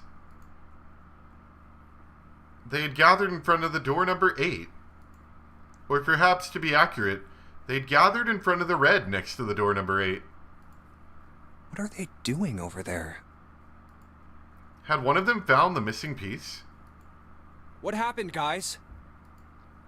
It was June who answered him. Jumpy, look! She was pointing at the red. He pushed through the others until he stood in front of it. Immediately, he knew what she had meant. Vacant? Junpei sighed. Come on, guys. Who was it? I thought we were supposed to yell if we found it. Well, Junpei wondered why she was hesitating. The others looked as confused as June, but kept their mouths shut. What the hell? What is up with you guys? They all knew something he didn't, and Junpei wasn't about to leave things that way. Finally, Lotus frowned and spoke. Well, that's the thing. We don't know. You don't know? When I got back, it was already like this. There was no one else here. That means I was the first one back, but the missing parts were already back in the red. What? Let me see. Junpei looked at the bottom of the red again, just to make sure. The slot that had been open on the bottom was now covered with metal. You're right. It's in there. What about the other 2? They're the same. Let me take a look. Junpei quickly examined the other two boxes. It's just as you said. Satisfied that they were also repaired, but still very confused, he returned to the others. Alright, I just want to be sure here. Nobody has any idea what the hell happened here, right? Correct. None. Ace and June nodded silently. Seven raised his hand as if to say, "Not me," and Santa just shrugged. Only Clover lowered her head and did nothing. Huh. Wait a minute. That was when he noticed. Where's Snake? Snake? Junpei swept his eyes across the room a second time, but Snake was nowhere to be seen. Does that mean that he found them? I've no idea. There's nothing to suggest it, but nothing to suggest he didn't either. I don't suppose we'll know until we can ask him in person. Well, whatever he did or didn't do, he's pretty damn late. What the hell is he up to? Maybe he's lost. Yeah, he can't see. Give him a break. Yeah, well, that seems likely. Dude can't see. I don't know how he gets around in the first place. Clover raised her head. No! That's impossible! Suddenly, she was shouting. Yeah, my brother's blind, but he's got really great hearing. He can get around as well as anyone who can see. So he couldn't get lost. That's impossible! Clover had started to shake, and the knuckles of her hands had gone white. She spun around, but before she did, Junpei noticed tears welling up in her eyes. I'm gonna go look for him! The words were barely out of her mouth when she began to run. Hey, hold on, Clover. Wait! Junpei cried out to her, but he was too slow. She kept going, and before anyone else could react, she was gone. Well, that didn't work. Damn it. What should we do now? Well, the red is working now. No! We're not leaving two people behind! We should go look for them! Oh man, this ain't good. Oh, yes, what an excellent idea. We just wasted a bunch of time looking for some piece of electronic junk. Now let's waste some more by looking for a couple of idiots. Then remain here if you feel you must, but there's no time. We've only 5 hours left. Junpei and the others nodded to one another and took off at a run.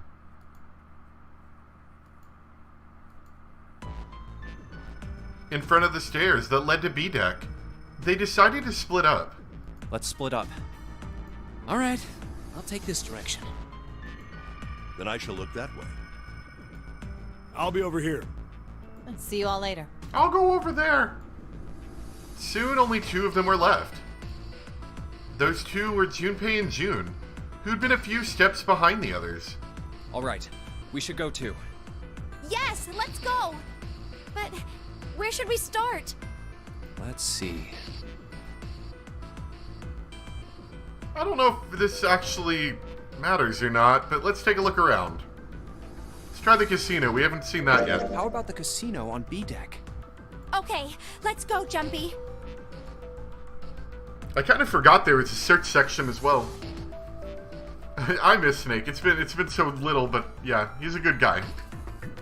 We're gonna keep playing for a bit more, I think. I'm feeling pretty good tonight, so I don't mind doing some more, but I do need to take a quick break to grab some more water. So, I'm gonna mute my mic for about 2 minutes, and I'll be right back.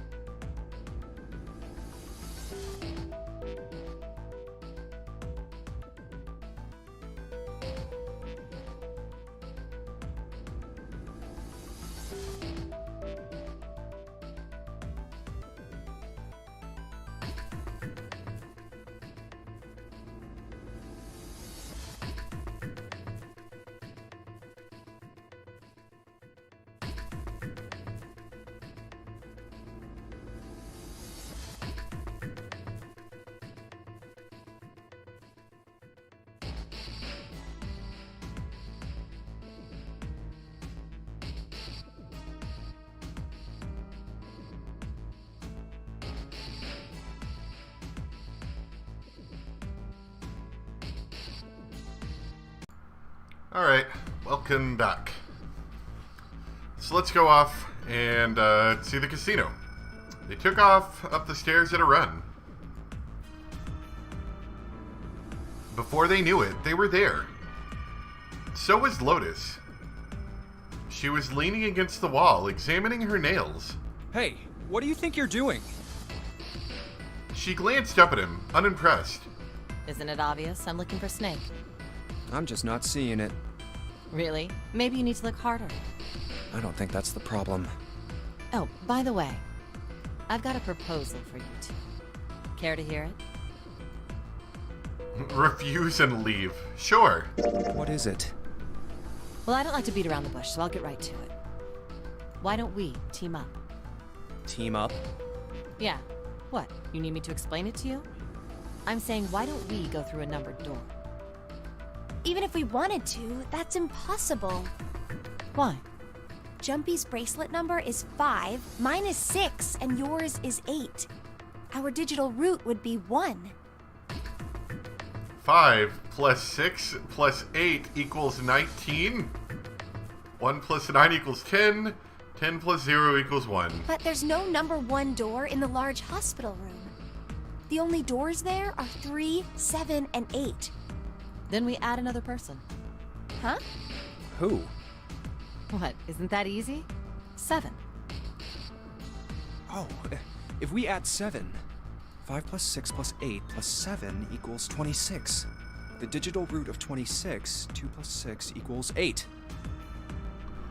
Then the 4 of them could go through the number 8 door. But Wait a minute. What about the other 4? Ace, Snake, Santa, and Clover. Well, why don't you add them up? that was simple enough. 1 plus 2 plus 3 plus 4 equals 10. And 1 plus 0 equals 1. The digital root for those 4 would be 1. That's right. And you know the number 1 door isn't in the big hospital room, right? Of course I know that. No! Are you saying you'd leave them behind? Yep. Of course not. What kind of woman do you think I am? Once we get off the ship, we could come back and rescue them, couldn't we? Then we wouldn't really be leaving them behind. Don't try to lie to us. I don't think you do anything of the sort. Really? Why do you think that? You remember, don't you? We have less than 5 hours left. Even if we manage to escape, there's no way we could come back to rescue them in less than 5 hours. Well, you never know until you try. No, you're not thinking this through. Even if we brought 7 with us, we wouldn't be able to get off the ship. The 4 of us couldn't open door 9. It is hidden, but an exit can be found. Reverb. Seek a way out. Seek a door that carries a 9. Yeah, that's right. The digital root for the 4 of us would be 8, so we'd have to add Ace to make 9. That's right. Unless we bring Ace too, we'll be stuck. Lotus scratched the back of her ear. Oh. Well, that's unfortunate. Unfortunate. That's all you have to say? She didn't sound particularly bothered by what Junpei said. Nor did she seem particularly surprised. Junpei's memory has reverb because his head is so empty. Sometimes, yeah, I'd agree with that. Well, let's try and find another way, okay? A way to get out of here with all 8 of us. That's impossible. Are you being serious? And you do know that only 5 people, at most, can go through one of the numbered doors, right?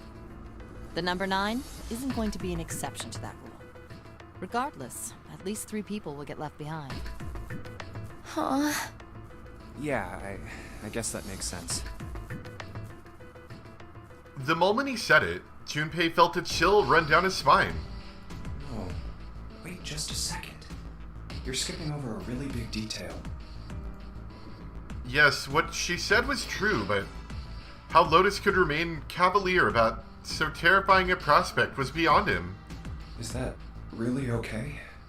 That means 3 people will die in the end. Are you okay with that? That's just...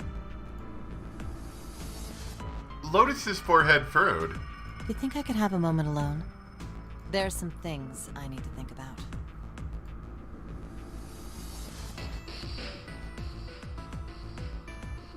Junpei and June turned and began walking away from Lotus. That didn't turn out to be a very pleasant conversation. Yeah. Junpei's heart felt heavy, and his steps sluggish. But he told himself pessimism would get them nowhere. Well, regardless, So he forced himself to smile and turned to June. Let's just focus on finding Snake for now, okay? Yes, you're right. We can think about those other things later. yeah. Junpei nodded. All right. Where should we go next? We'll go to the hospital room last, I guess. First class cabin. Let's go take a look at the first class cabin. It's really close. They turned around and took off down the hallway to their left. Outside of the first class cabin, they found Clover.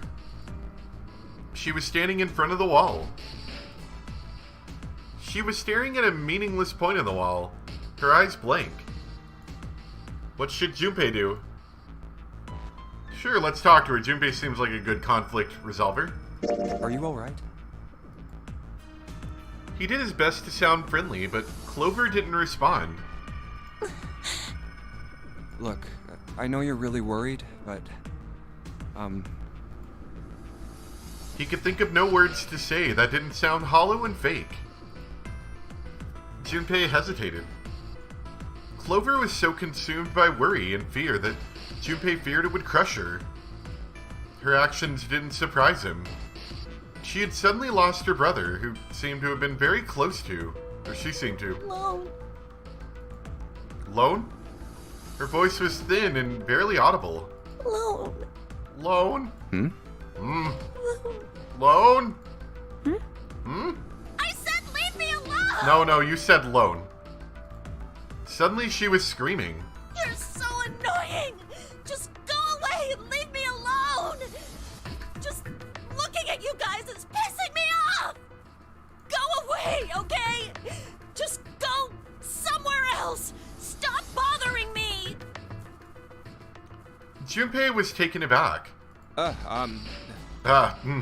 Such anger and hate. June's eyes had gone wide with surprise as well. Why are you still here? Didn't you hear me? Huh? Fine, forget it.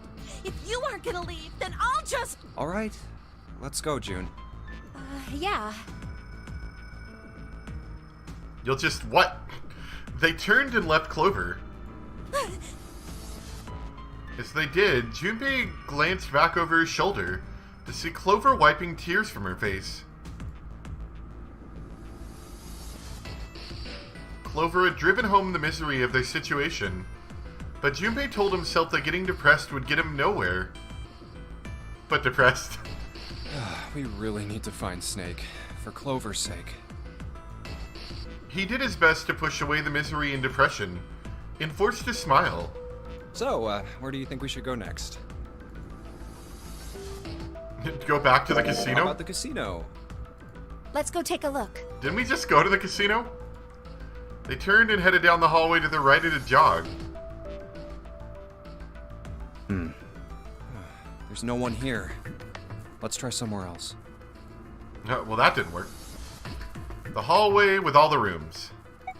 Let's go back downstairs and check out that hallway with all the doors. Together, they ran down the stairs. Oh, it's Ace. Ahead of them, farther down the hallway, they spotted Ace. Hey, Snake! Where are you? Answer me if you're there! Or don't if you're dead. What should Junpei do? Let's run to Ace. Let's go.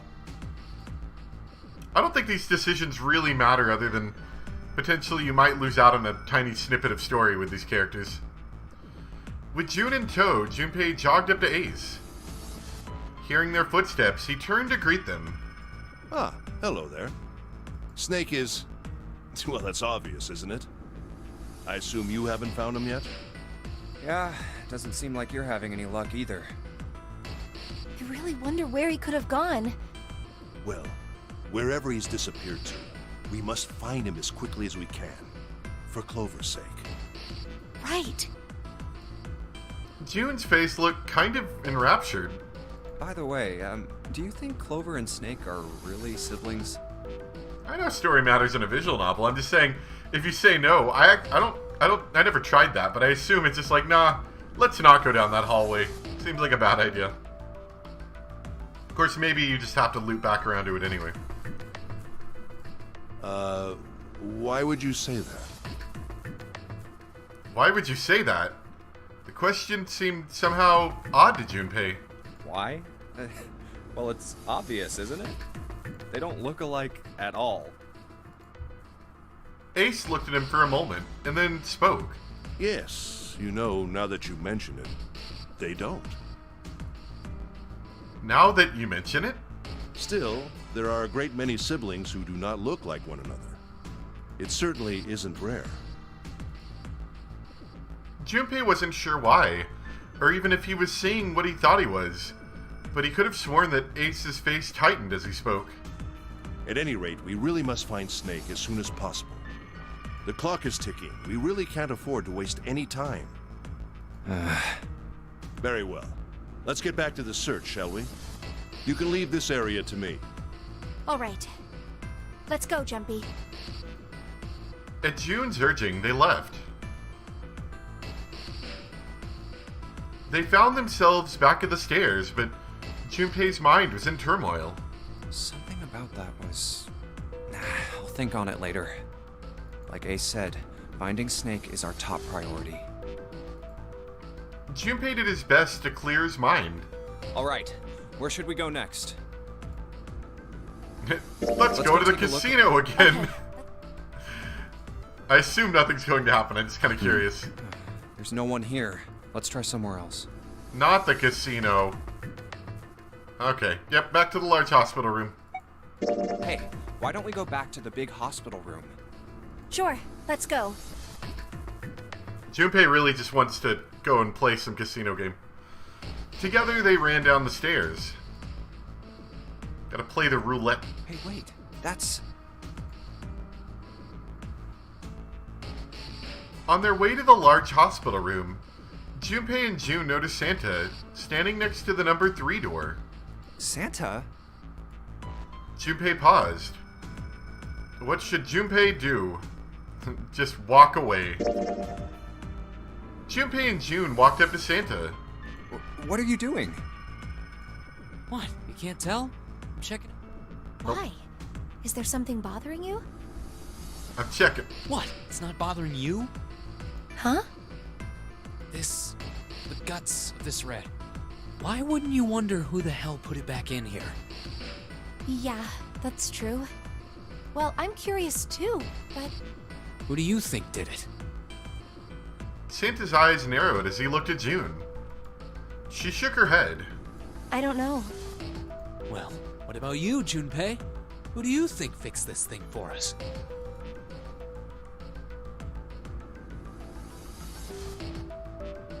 You think it was Zero?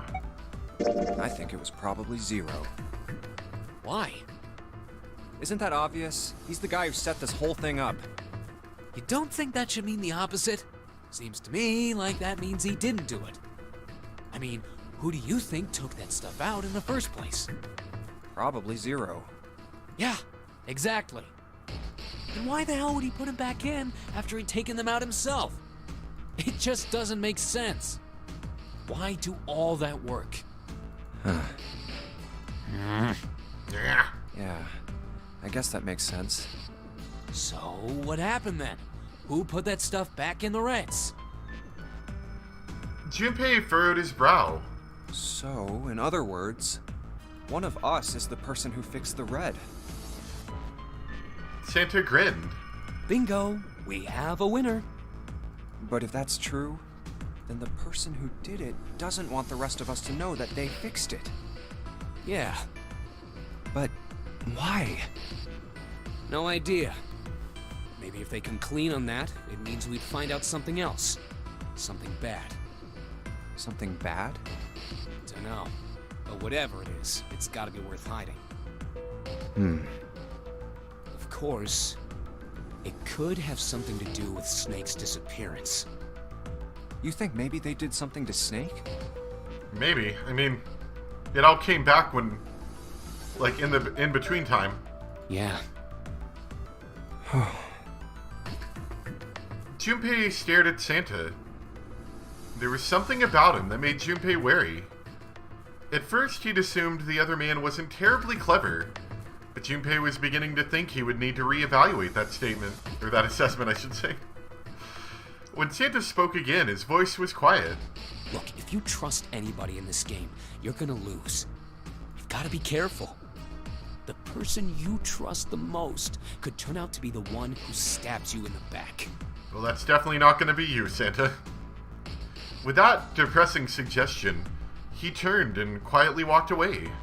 And that's that, I guess. Junpei and June looked at one another and smiled awkwardly.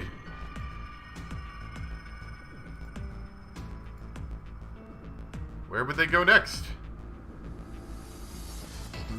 If I go back, is anything going to happen? Look at the hall. I'll go wherever you do. Let's go. I don't think anything's going to happen. Oh, nobody's here. Snake, of course, was nowhere Let's to be look found. somewhere else. But where? Alright, I think we're done. Why don't we go back to the big hospital room? Okay, let's go then. There's quite a few audio lines here of searching around that I bet you might not necessarily hear. I don't think anyone is here. What? Alright. They looked everywhere they could think of, but to be found.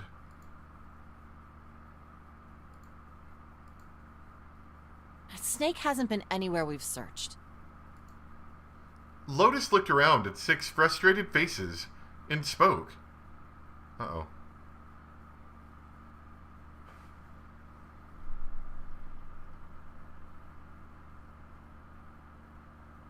Ah, cool. Looked like my stream dropped for a second there. Hopefully it's back up. Sorry about that, guys. I don't think you missed much of anything. It looked like you missed maybe, like, 10 seconds. So let's get back in here. Snake hasn't been anywhere we've searched. Lotus looked around at 6 frustrated faces and spoke. And we can't keep looking for him. Wherever he is, it's not here. We need to get moving. Is it playing in real time? No, now it looks like I'm, like, not live anymore. That's weird. There we go. Junpei couldn't disagree with what she was saying. Snake seemed to have completely disappeared. There was no point in wasting any more time. The others seemed to have similar thoughts, but they stayed silent. Finally, 7 spoke. We don't got a choice. Lotus is right. We're not gonna find Snake. There's a problem, though. We've got to figure out who's gonna go through which door. Yes, I have a proposal. Sorry, I just want to check on one more thing real quick. Yeah, it looks like stream is doing better again, although now it's playing for me at 144p. I'd like to have not 144p. Okay.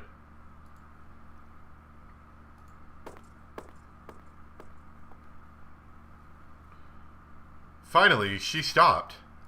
Why don't we decide on one person to sacrifice? Sacrifice? Well, perhaps that's a bit of a harsh word, but yes. You've all figured it out by now, haven't you?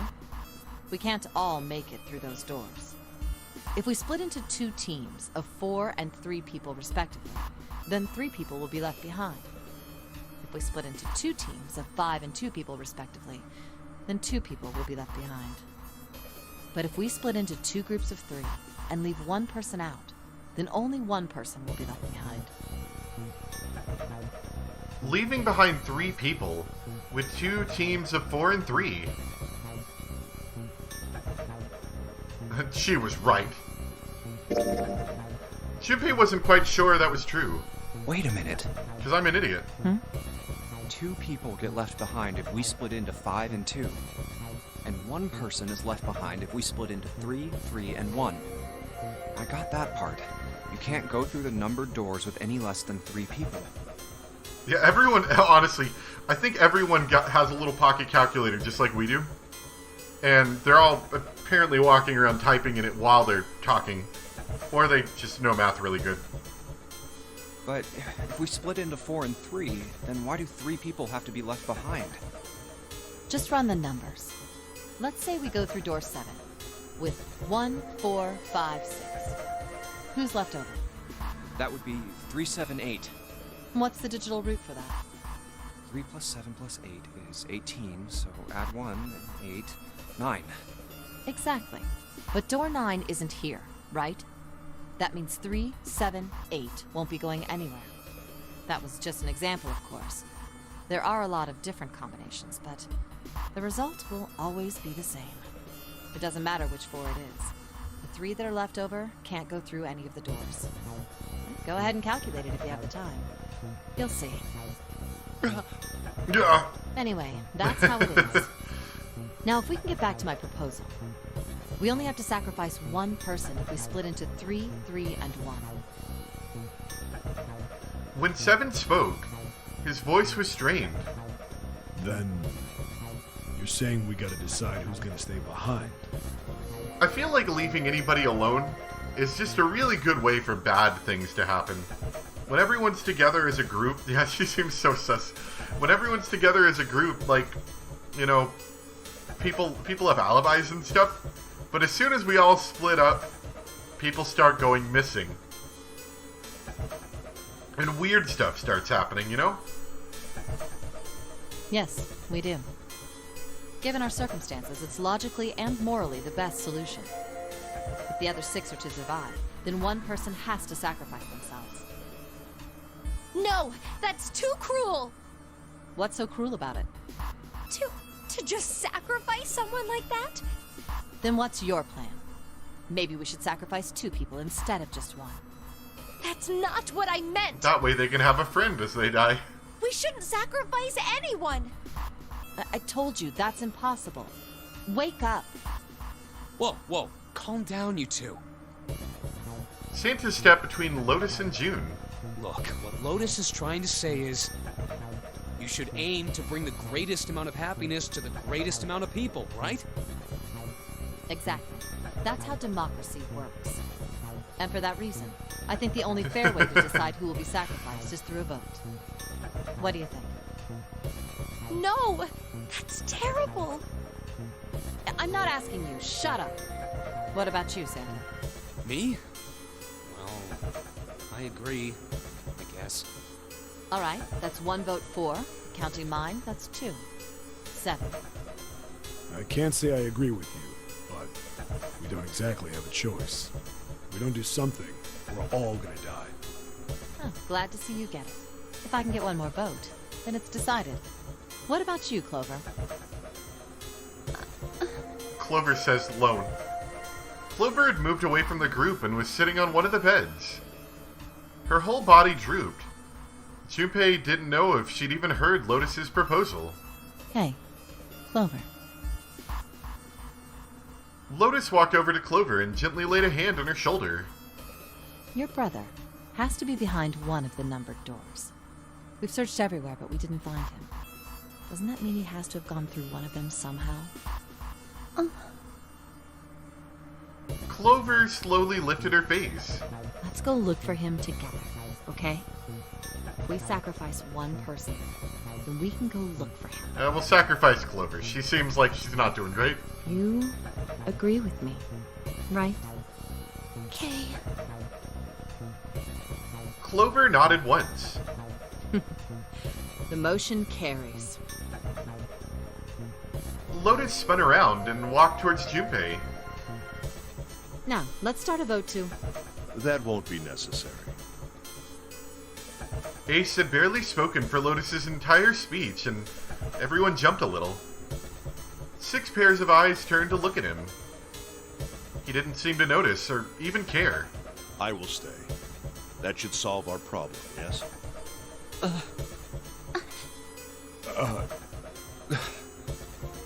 Ace, what are you saying?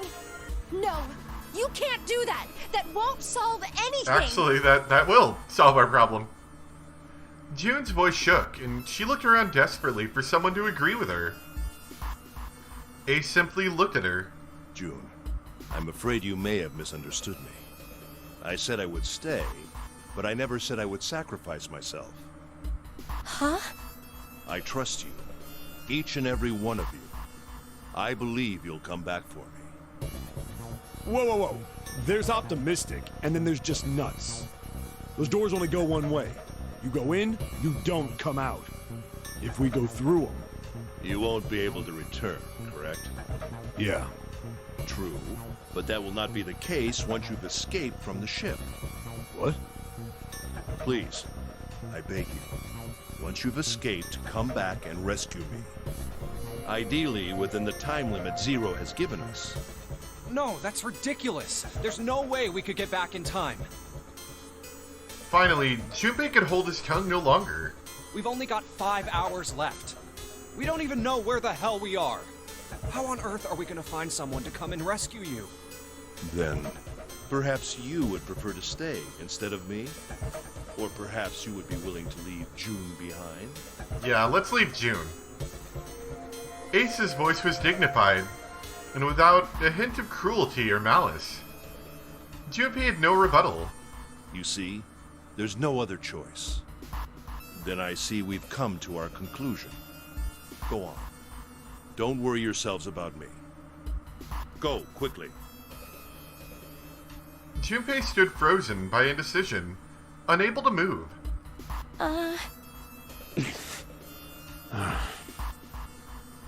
June bit her lips so hard that Junpei feared she would break the skin.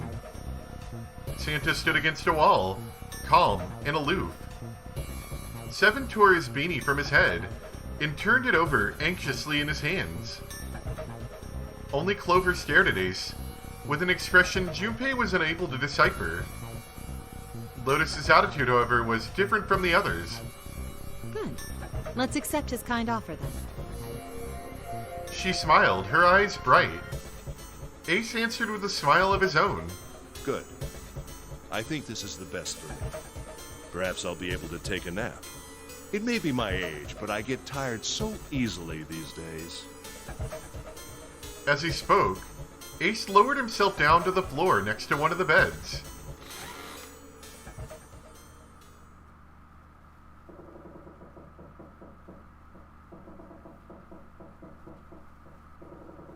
These unsettling ship noises.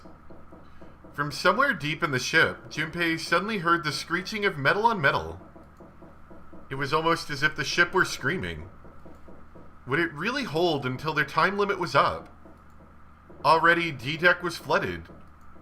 In the sudden silence, the only sound was the sad metal wail of the ship. Unsurprisingly, it was Lotus who spoke first. Well, what are you waiting for? We're wasting time. Why don't we hurry it up? As if a spell had been broken, the others all began to talk at once. You're right. We should get going. That's all we can do right now. 7. Seriously. Honestly, I was getting kind of sick of listening to you guys talk. You too, Santa? I have to find my brother.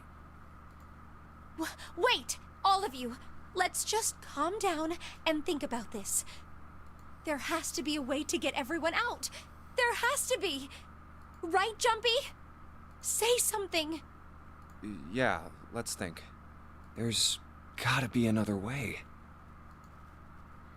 His words sounded hollow and fake. Fine. Forget about it. I'll figure it out on my own. She spun around and ran towards Ace. He'd slumped down next to the bed when June grabbed his arm and pulled. Ace! Come on, Ace. Please stand up. You can't give up yet. We just have to sit down together and think about this. We'll figure out a way that we can all get out of here. You got this, June. Then it happened. Ace fell forward. He slumped over onto the wooden floor, his body folded in half like a boxer out cold. Ace! June cried out and dropped to her knees beside him. She put her arm around his neck and did her best to lift him up. What happened? Ace, say something! She shook him frantically. His eyes fluttered open. I'm all right. His voice was weak and slightly slurred. How are you all right? This. He held out his left arm and slowly opened his hand. A syringe? In it was a syringe and a small vial. The vial was empty. It had only recently been emptied. A few drops clung to the sides. There was a label taped to the side of the container. It read, Soforil Beta. Soforil Beta? Soforil Beta. Oh. What does this do? Oh, say it one more time. I missed it. Did you use this? Yes. It's just anesthetic. I'll be fine. Anesthetic? I found it earlier. While we were searching the hospital rooms. I thought it might be useful later. I didn't think I'd be using it on myself. Why did you do this? Didn't I tell you? I'd like to take a nap. I really am. Very tired. It is rather late after all. Junpei knew that wasn't why he'd done it. Ace had injected himself with anesthetic to forestall Junpei and June's attempts to bring him along. If he couldn't move, there was nothing they could do. He'd injected himself so that they would be forced to leave him behind. Ace. Is there something you want to say? I just like to sleep a little. Could you keep it down? No, don't, Ace. Don't fall asleep. You feel warm. So I like warm. Comfortable. I think I'll have a nice dream. Ace's eyelids drooped further and further, almost as though he were dying. Ace! Ace! She shook his shoulder again and again, but this time he didn't respond. Only the gentle rising and falling of his chest told them that he was alive. Junpei was relieved to see he was, in fact, still breathing. Let's get him up on a bed. He lifted Ace up off the floor and laid him on the bed he'd been leaning against. When Junpei turned around, Lotus gave him a look of pity. Well, we really don't have a choice now. We can't let his sacrifice go to waste. Right? Like you even mean that. You say something? No, nothing. It felt wrong, but he had to agree. Then suddenly, Santa spoke. Yeah, but we're not done choosing yet, are we? Huh? What do you mean? Well, we haven't decided who's going in what door. Oh, yes. Yes, that's true. Enough of this screwing around. Let's decide. You first, Lotus. Which door do you want? I want door number 8. It's the same number as my bracelet number. Got it. You're 8. You're next, 7. Which one do you want? I'll take 7. I can't get along with that old lady. What? What did you just say? Old lady. Her face distorted by rage. Lotus took a step towards 7. He threw up his hands and made a face like a child, caught with his hand in the cookie jar. In fact, Lotus is right a lot, yeah. Who, me? I didn't say nothing. Oh, you're gonna get it next time. She shot him a glare that would have melted steel, then turned and stalked off. I mean, all right, who's next? You could have also said, "Oh, I want to go in 7 because my number is 7," because that's what Lotus did. Santa's gaze moved across the 3 people left. Finally, they stopped on Junpei. Junpei, which door do you want? At last, Junpei's mind was already made up. Well, this is one of the choices that actually matters. And I'd like to take... I don't know if the rest of them matter as much, but I'd like to go the first route that I did when I played it the first time. Which, if I remember right, would be door 3 here. I think that's the best first ending, you know? I want to go through door number 3. Nope, you can't. Huh? Why? Because it's impossible. If we split ourselves into 3 and 3, then we give up on going through door 3.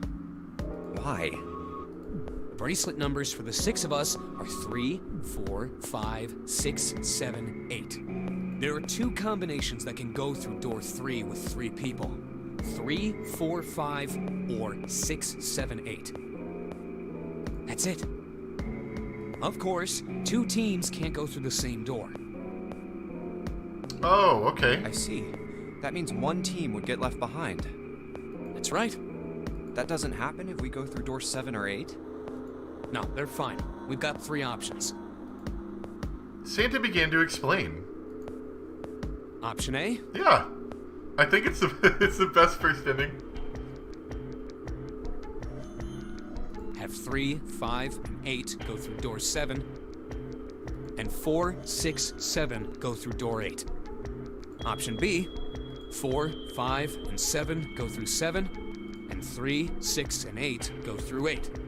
Option C, 3, 6, and 7 go through 7, and 4, 5, and 8 get 8. Those are the only 3 options. That's it. At least if we want to get all 6 of us out of here. Wait. That was when Junpei realized. Plan A divides into 2 teams. 3, 5, and 8, and 4, 6, and 7. Plan B divides into 2 teams. 4, 5, 7, 3, 6, 8. Plan C divides into 2 teams. 3, 6, 7, 4, 5, 8. But that means There was one thing they all had in common. 5 and 6 can never be on the same team. If we want all 6 of us to go through a door, then June and I can't go into the same one. June and Junpei had been friends when they were kids. He trusted her more than anyone else on the ship.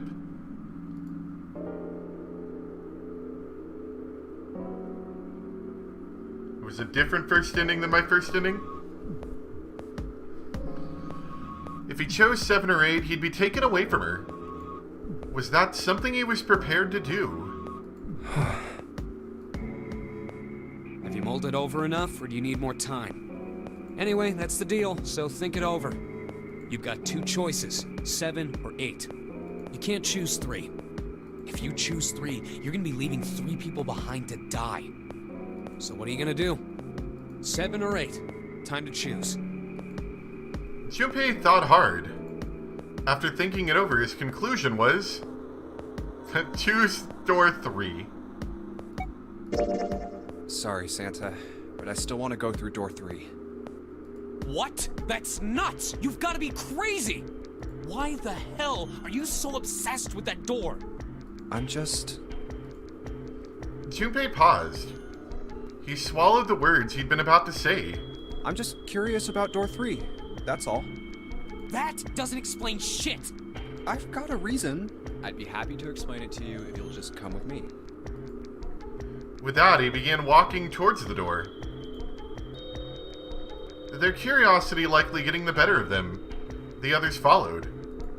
A few of them looked a little suspicious, but Junpei told himself that wouldn't matter. He kept walking and kept silent. Eventually, they arrived at the number 3 door. Oh, now I remember what happened. Junpei stopped. I'm curious about the red. 7, would you mind authenticating for me? Why? Please, just do it. He stared at Junpei for a moment, then grunted and laid his palm heavily on the scanner. Happy? Yeah, thanks. The number 7 has been entered into the red. This is my brain. Next is June. It's just please a touch dark the red void. Just like 7 did. Jumpy, what are you trying to figure out? Ah, yep. I think Junpei thought about his answer for a moment. I might have found another way out. What? Really? That got them excited. Just as Junpei had intended. Now please, June. Oh, okay. 3 plus 6 equals 13. 1 plus 3 equals 4. With those two numbers in the red, Junpei had what he wanted. He casually placed his own hand on the scanner, and the third asterisk blinked on. You would think these people with, like, their fancy math skills would be able to figure this out already before Junpei did, but, you know, whatever. 4 plus 5 equals 9. Alright, the only people who haven't authenticated now are Santa, Clover, and Lotus. So, what's your point? You don't get it. Think about it. Huh? What's the sum of your number and Clover's? 12. And what's the digital root of that? 3. Which is Santa's number. By the way, Lotus, what's the number that's currently in the red? 7 plus 6 plus 5 equals 18. It would be 9, right? Yes, and what will the digital root be if you add 3 to that? 3. The door's number. There you go. Hey, wait a minute. What the hell are you up to? I'm not up to anything. I'm just waiting. Waiting for what? I'm waiting for the balance to shift. Santa, or Lotus and Clover. Once one of you moves, the others won't have a choice. So I'm waiting. Wow. Junpei laid his hand almost casually on the lever. You son of a bitch! You tricked us! Yep. I kind of forgot that this happened too. All that stuff you were going on about is all bullshit! Bullshit. Oh, I don't think so. Didn't I tell you I'd figured out another way to get out of here? This is it. Why the hell would you do something like this? Junpei glanced at June. Jumpy. You did this just so you could go through the same door as June. That's it? Santa was furious. His face was red, and flecks of spit flew from his lips as he spoke. Junpei closed his eyes calmly, and then opened them again.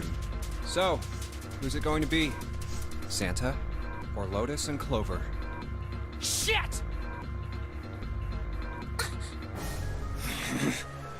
Let's go, Clover. Huh? Lotus leapt forward. Oh, and Santa's angry. She grabbed Clover by the sleeve and ran for Junpei in the door. Fuck! Caught by surprise, Santa froze for a moment, then shot forward like a bullet from a gun. Lotus had a head start, but Santa had advantage in size and speed. Almost immediately, he passed Lotus and Clover. No, wait! Santa did not hesitate. Ah! He slammed his hand down on the red. This is insane! This isn't right! He glared at Junpei, his chest heaving. Yeah, well, you may be right. Junpei's voice was cold, but not without effort. But He turned to the red and pulled the lever.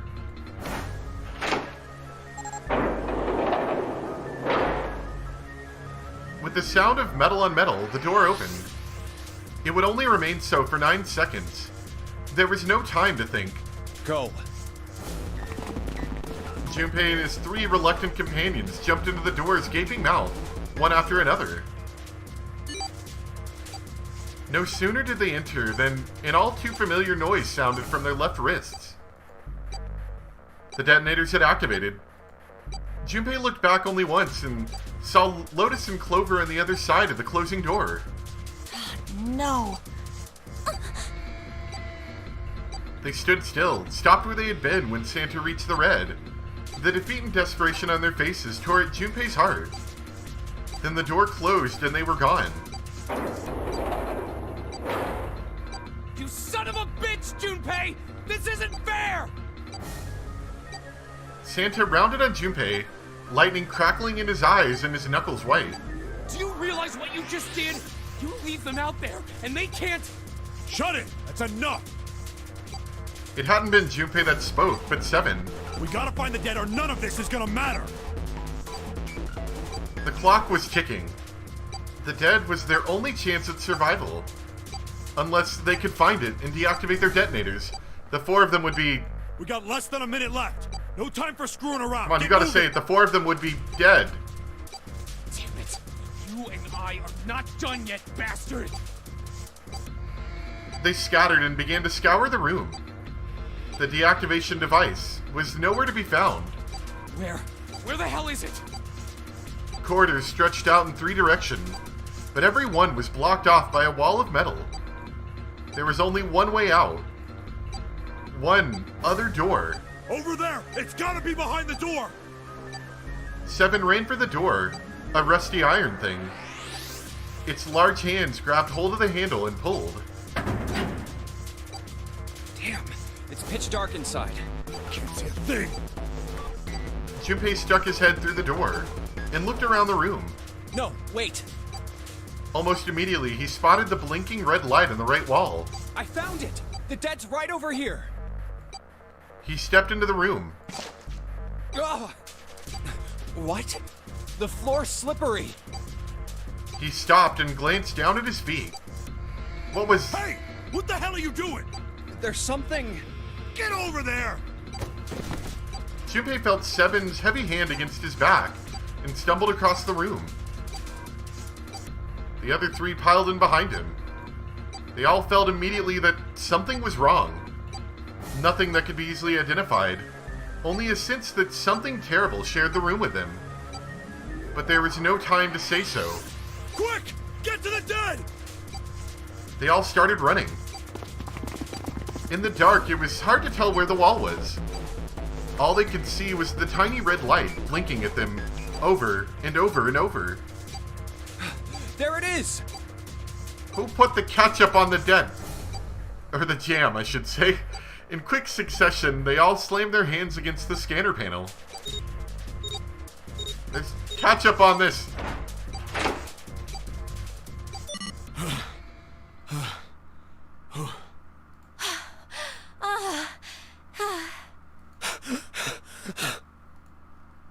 Seven leaned against the wall, gulping air. As his breathing began to return to normal, he glanced at his left wrist and grunted. It stopped. It stopped.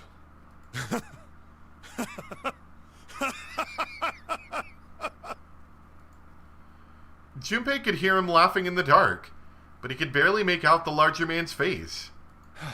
I don't think I'll ever get used to doing this. What the... The sound of retching came from Santa's direction. What the hell is this smell? This is vile. I'm gonna puke. So desperate they'd been in their race to the dead that no one had noticed the horrible smell that pervaded the room. It was a terrible, nauseating stench, like burnt and rotten meat. Adrenaline had downed it out, but now it rolled over Junpei in waves, forcing itself into his nose with every breath he took. Oh, you're right. This is... He felt his stomach clench and bile rise up in his throat. Let's get the lights on first.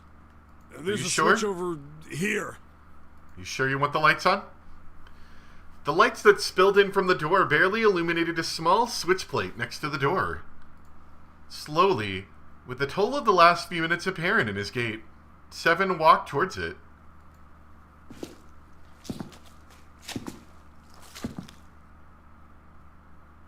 You're putting June through this.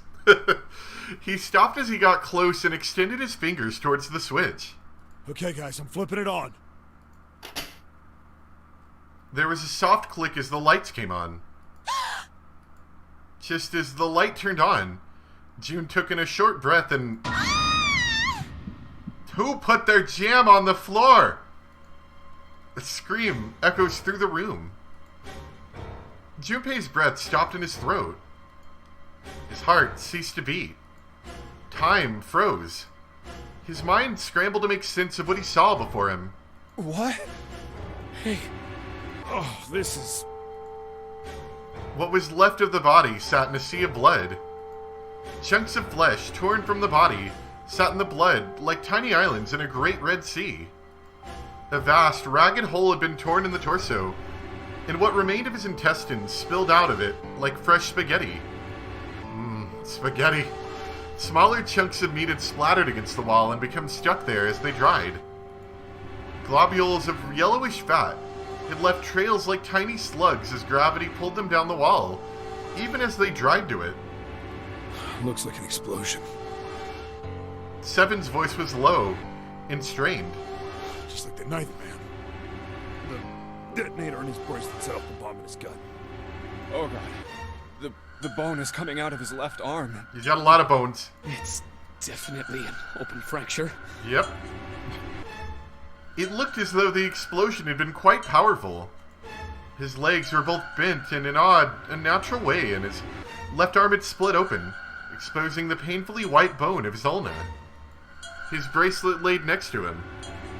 It seemed to have hit the wall hard enough to have shattered the display, which lay on the ground in pieces. The face is the worst. Yeah, can't even tell who it is. Half of his head had simply collapsed. The blood coating almost made it look like raw pizza dough. The tomato sauce. His clothes, too, were covered in blood. The burgundy tie, the white shirt, the jacket with the yellow piping, and the gray slacks. But the clothes are... They were all familiar to Junpei. Is that... Snake? Snake!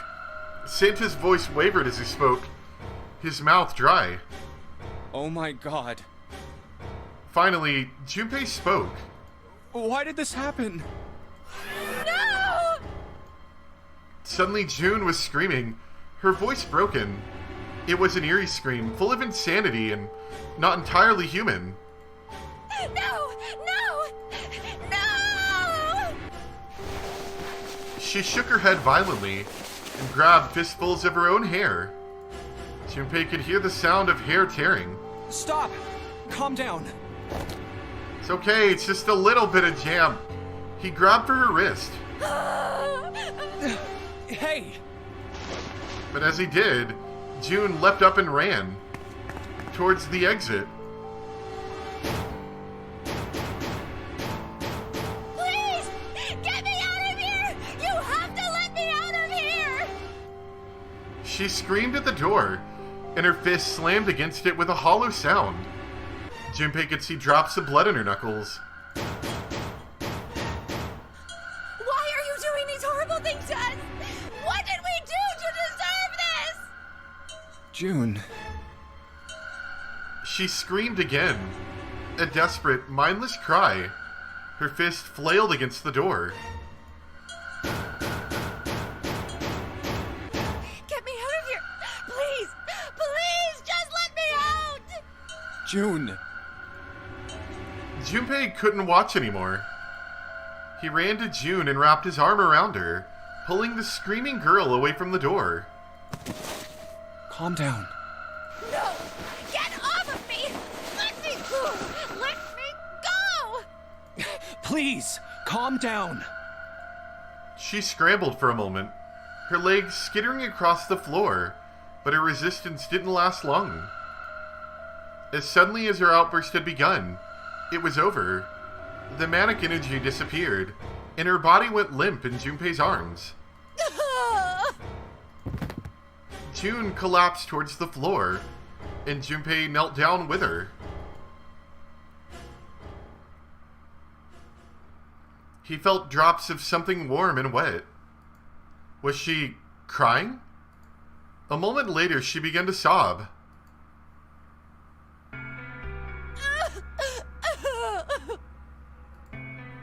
Her shoulders shook, and great hot tears rolled down her face like rain. We're gonna be fine. It's going to be okay, Connie. Her name was a whisper. I'll be here with you, okay? She nodded once. Thank you. Thank you for doing this awful thing and bringing us into this room with a dead person.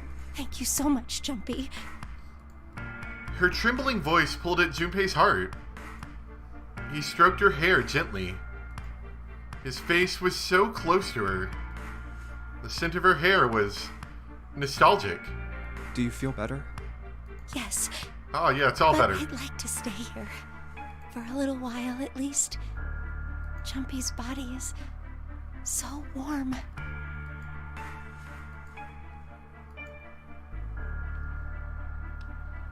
Several minutes passed before June's tears had dried.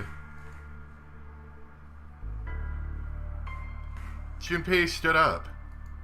He bent down, put his arms under June's, and helped her to her feet.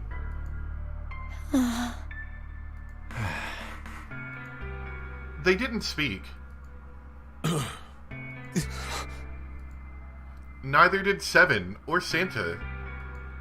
A person was dead. They had died in that room, in a terrible way.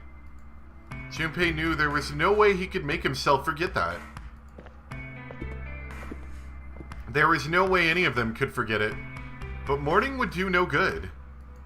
They spread out to search the room, but each felt as if their heart was made of lead. We better get to it.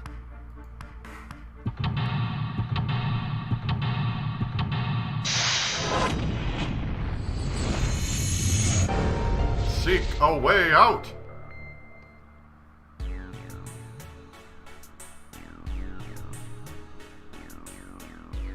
So it's not a big room. In fact, you could really just say it's a single room. They didn't speak, they all just grunted. This is another cool track. I wouldn't say it's one of my favorites, but I kind of like this track as well. I like all the tracks, generally speaking.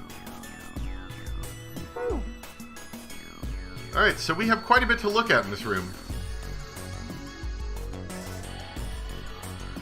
I bet the audio quality's better. I didn't think about that. You know, I remember playing The World Ends With You, and the music, because it was like, there's so much music in the game, they had to like super compress it, it sounded awful, and then when you go and listen to the actual tracks like on YouTube or whatever, it's like, oh, these songs have words to them. I don't feel like this game is the same way. I feel like it was, in the DS version, at least in my opinion, from what I remember, pretty close to this. So it doesn't feel like there's like a huge loss in quality. Anyway, let's start taking a look around. It's a thermometer. Can you get it off? No. It's screwed onto the wall. The music's redone? Okay, I wasn't sure. Actually, no. I do remember. Yeah, there's some playlists on YouTube that you can watch of the music tracks.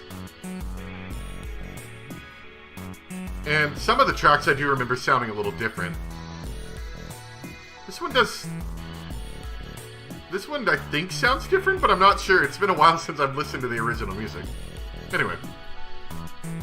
I believe this is our exit door. Nothing happens when I press these buttons. Well, it looks like the power's on. I'm wondering what the deal is with these things that say lock up there, though. Yeah, I'm thinking the DS just had probably some storage limitations. And possibly whatever, sound card or whatever was on it might have had a limitation as well. Oh, that was easy. It looks like a card.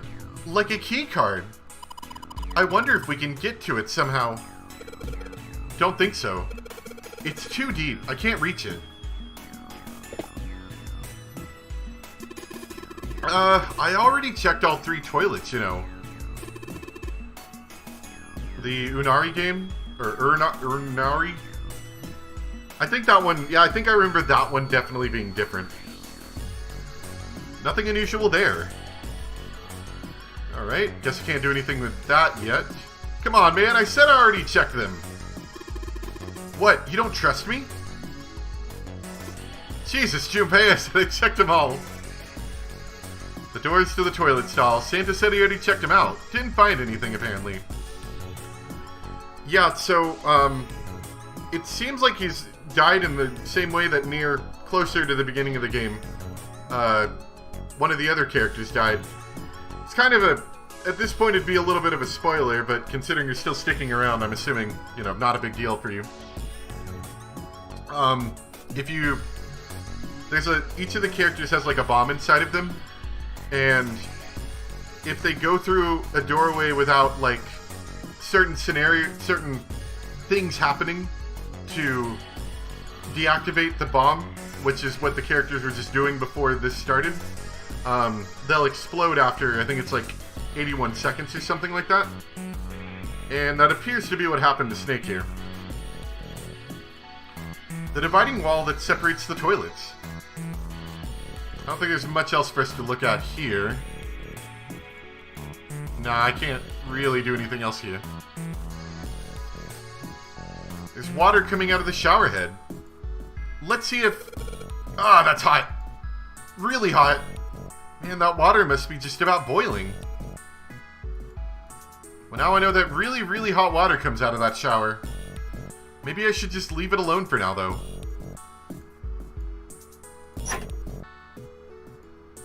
There's a piece of paper tied to this pipe with a wire. Notice, drainage valve operation. Please do not flush water in these pipes. Flush the water. Doing so may cause the drain to overflow. Looks like the flow of water can be controlled with these handles. We can't put any water through the pipe on the right, though. If we do that, it'll start overflowing from the drain. Left, center, and right. We got 6 handles here. Each one's got 3 positions.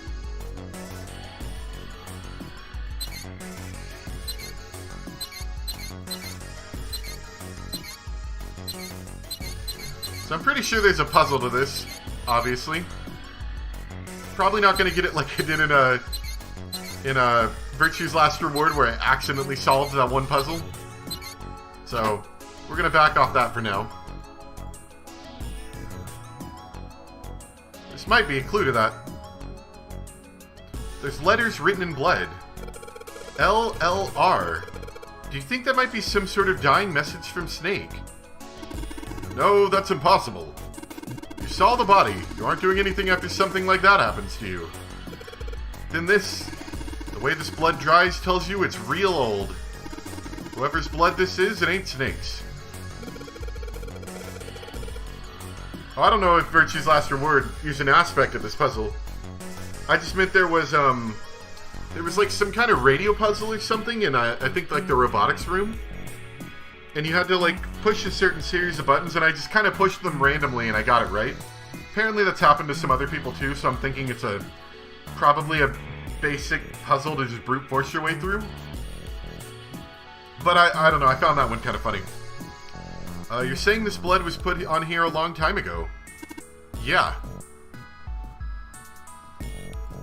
LLR, that's probably a part of our thing. Well, that doesn't help us much.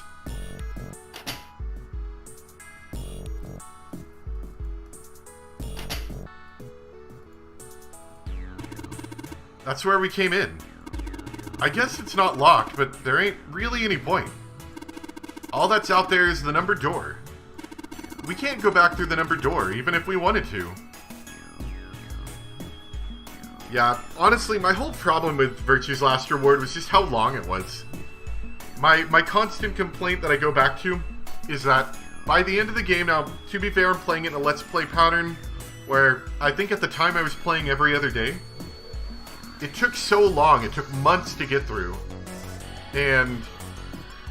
oh yeah, I think there probably was a drain. There was a drain thing in like a shower room or something like that. It might have been the same thing, but my constant problem with Virtue's Last Reward was by the end of the game, I felt like I couldn't remember much about the beginning of the game. And I felt like that kind of reduced my experience somewhat. There's just so much in that game, so much stuff. Alright, the divider between the stalls on the other side of this wall. No. I don't want to think about that. I got a bucket. Nothing on it.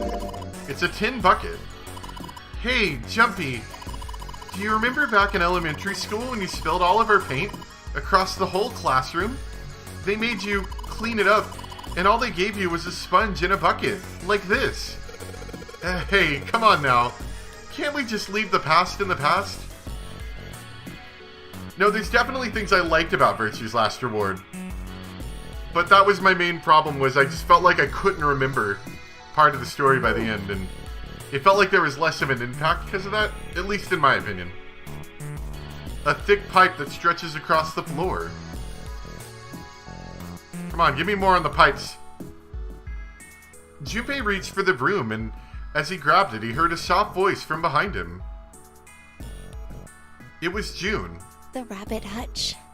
Huh? Yeah, like you could honestly beat 999 in like a single day if you really just decided you were going to sit down and play through it and not, you know, comment on it.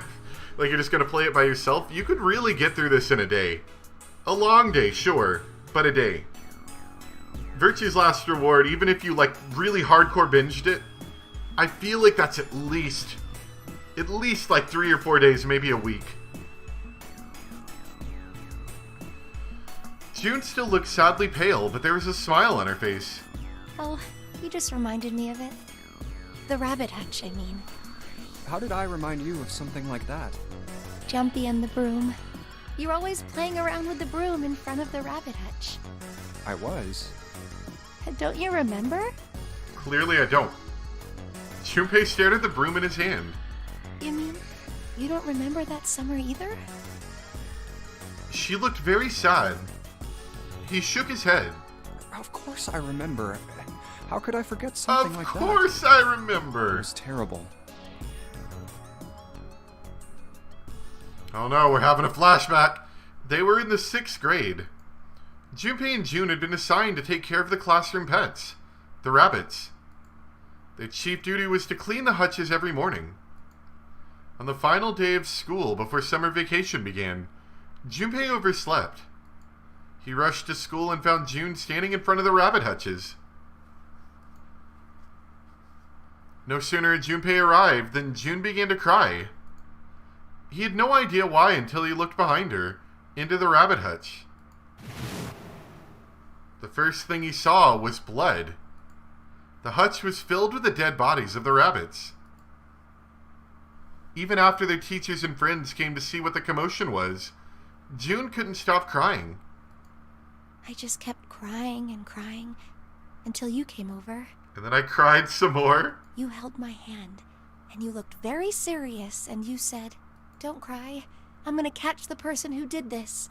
After you told me that, I finally stopped crying. Well, the real fun started after you quit crying. You told me we were going to catch the killer together. June smiled, and a little of the flush of life returned to her cheeks. Then we decided that we'd ambush them. Yeah, I remember. The school also kept roosters and guinea pigs. Junpei and June had decided the murderer would likely return to finish off the rest of the animals. They would ambush the killer at night. Junpei and June hid behind the hutch at dusk and waited. It was a warm summer night. The quiet sound of crickets whispered through the air. As the sun went down, the stars began to wink at them from the sky. In June's, Kane Kuroshiki's face. That night was something Junpei knew he would never forget, as long as he lived, except, he did forget a little bit. But the murderer never showed up. We waited for them all summer vacation, and they never showed up. Yeah, but the animals didn't get attacked either. I think all that work amounted to something, you know? He'd felt the same way, but it was good to hear her say it. Although, if you think about it, we were probably taking on a lot more than we could handle. What do you mean? She looked up at him, confused. Oh, come on, we were just kids. If whoever killed the rabbits had actually showed up, they probably would have had a knife or something. I mean, you must have been pretty worried, right? I wasn't worried. Because you were there with me. And you could definitely take the knife stab while June ran away. She blushed furiously. Well, no one else wanted to take care of the animals.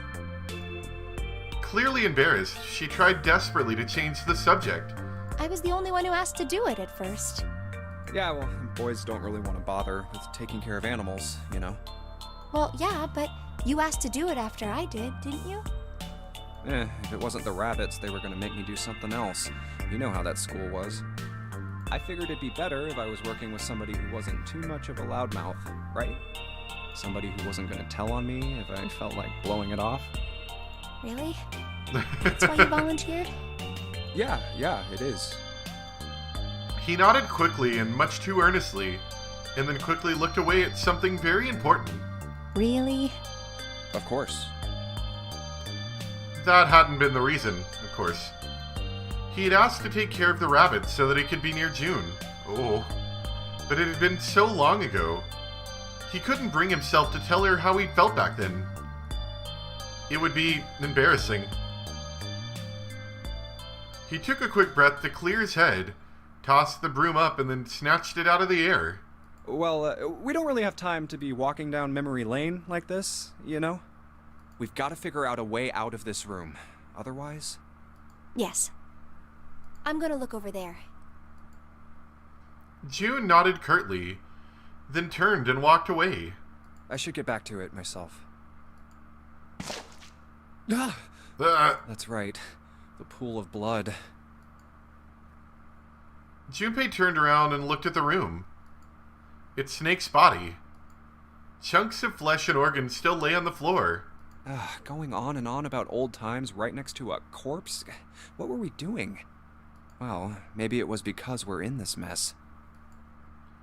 Despite such a situation, or perhaps because of it, the mind turned to the farthest thing from death that it could find. Still, Junpei couldn't help but feel a twinge of guilt at wanting so desperately to live when Snake lay dead before him. I have to survive, no matter the cost. I like how everyone's forgotten that Junpei's the biggest jerk and locked out the other two from being able to come with them. I need to make sure she gets out too. As he stared at the clumps of blackened flesh, all Junpei could think of was how much he wanted to live.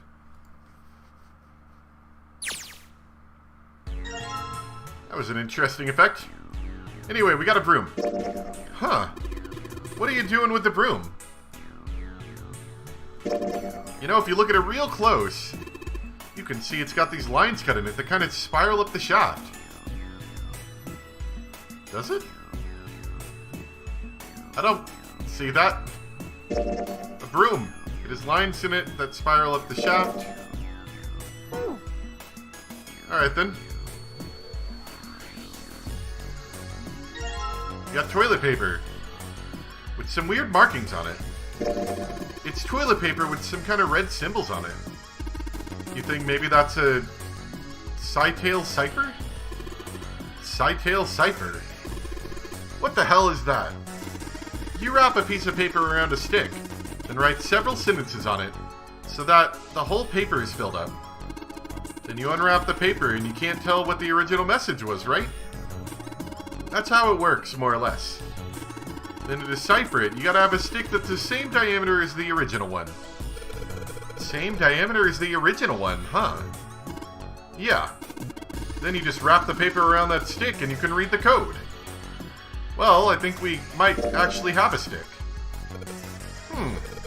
What if I wrap the toilet paper around the broom? Broom wrapped in toilet paper! Oh, so you wrapped the toilet paper around the broom, huh? Yes, I did. Looks like the symbols line up perfectly. It says 634 plus... Okay. A wooden box. There's something in here. Luminol. Oh, yes, I remember luminol. What the hell is this thing? Some kind of spray bottle? There's something written on it. Lumen... Can't read anything else. The label's all faded. Let me see that. He just grabbed it from him. That wasn't very nice. Oh, this is luminol. You know, forensics guys use it at crime scenes. Oh yeah, that stuff that grows blue and you spray it on blood? Even if the blood's been wiped off, it'll still glow. Well, are we gonna go spray it on Snake and make him glow blue?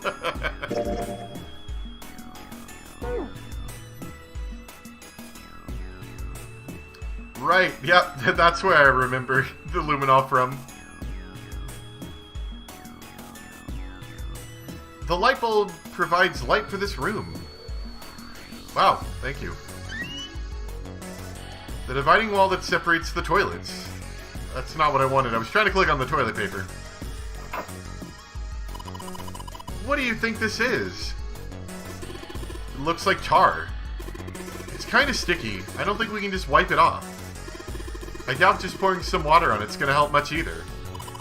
What about hot water? Hot water? If we had some really hot water, like boiling hot, then maybe that would wash it off. Good idea. We'll try that in just a moment. It's a water tank for a toilet. I've seen a lot of OC guys try and hide a piece of something like this, in something like this. Usually for a 187 or something. Guess they think it's clever. Don't know when they'll figure out everyone else thinks it's clever too. Huh? I mean, I know peace, but what's OC? Organized crime. What is that? Some kind of police slang? Huh? Probably? Huh. What'd I say? Why do you look all sad now? That's not really important right now, guys. Let's just check it out, alright? Well, he's not wasting any time. Hey, screwdriver. It's a screwdriver. We can unscrew things with this. Is there something we need to do unscrew somewhere? The toilet tank. There's nothing in it. Which means we can't flush it. Kinda hard to flush a toilet without water. No, trying to click back. There we go. There's some toilet paper on this shelf.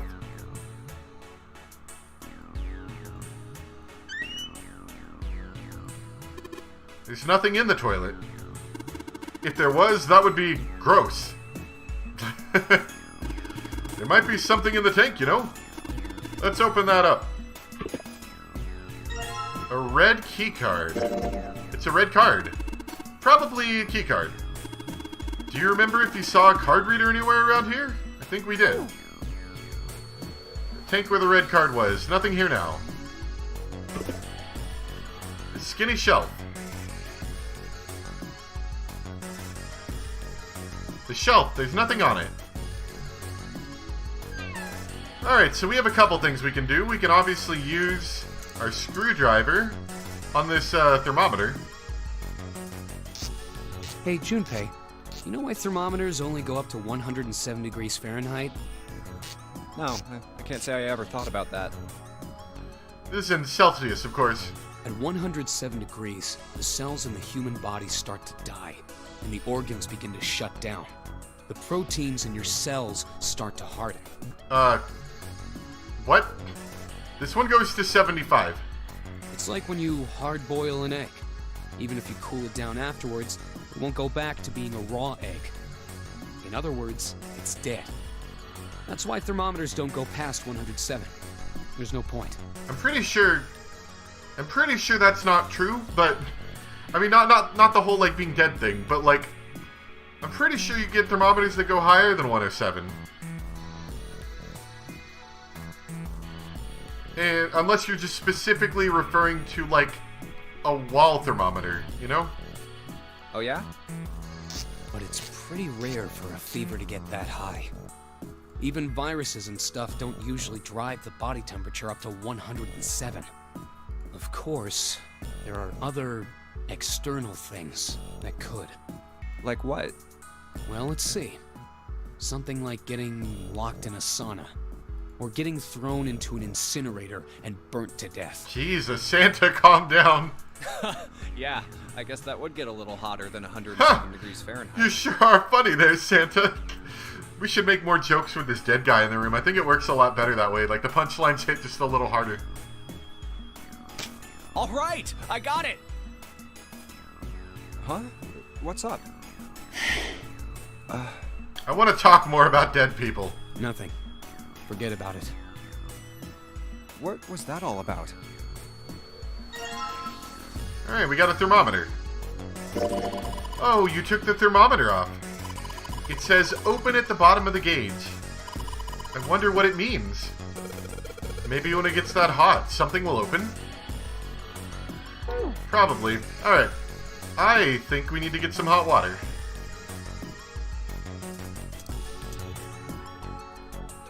Maybe I can use this shower here to fill the bucket with hot water. Hey, 7, could you turn on the shower?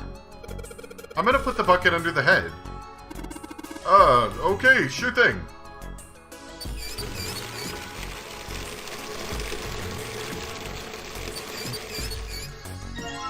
Bucket filled with hot... Oh, no, no, it's still there. It's filled with water. Try not to spill it, okay? It's heavy. Okay. I'll carry it. Alright, so now we can deal with the tar. Alright, so I just poured the hot water into this tank and... looks like you filled it.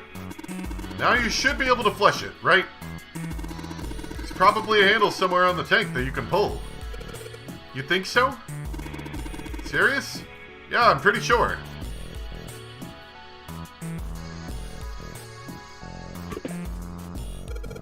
Alright, let's flush the hot water. Well, there it goes. Just like a toilet should work. Ah. The dirt we flushed out is settled to the bottom of the bowl.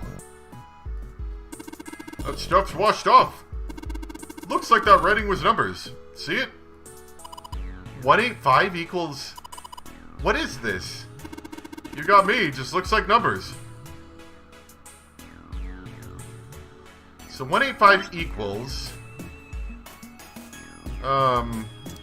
Did we have any other numbers yet? I don't think we actually do. Oh wait, no. Broom, right, broom.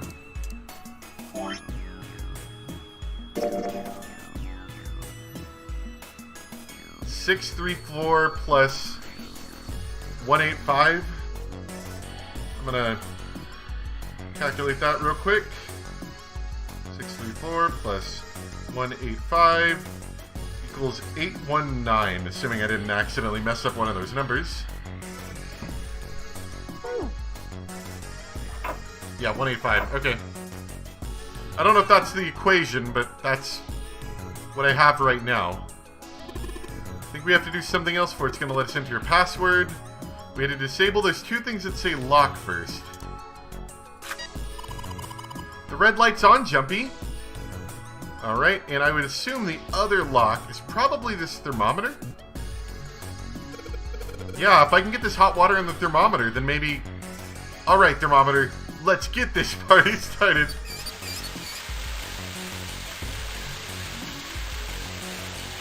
Yep, looks like that's doing the trick. There goes the gauge. And now it's at the open mark. Huh? It opened. What's this? Looks like there's a piece of paper in here. 957 plus. 957. That means you're supposed to add something to 957, doesn't it? Well, yeah, it doesn't take a genius to figure that out. The problem is what to add. So, do we add this to our pre-existing number? I don't know about that. If I add this to my 819 from before, I get 1776. I'm not entirely sure that's right, but that's all the numbers we have added together. There is the LLR over here. Maybe we could adjust some of these.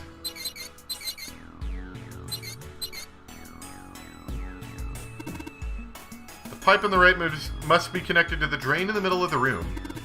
If you turn on the water here, it'll probably come up through the drain. I feel like we don't have quite enough information for that yet, though. Looks like there's something down in the grate. I think it's a card. Yeah, it's the blue card. Can't reach it, though. It's too deep. We do have luminol. We could start trying to spray it on things. I think we might be missing part of the information from this LLR thing, so maybe we need to spray it over here. Wait. You don't really think we're supposed to use the luminol here, do you? Yeah, it does seem kind of weird to use it here. But maybe I should try it just in case.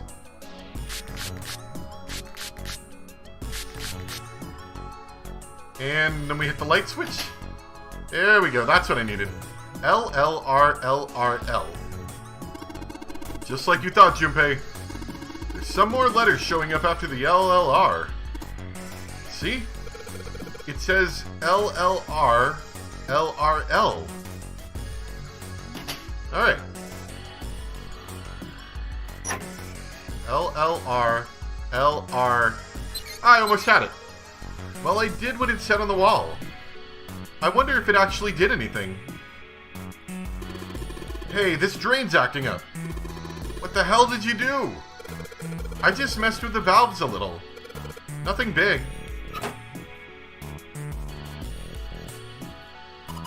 Jumpy, the cart is floating.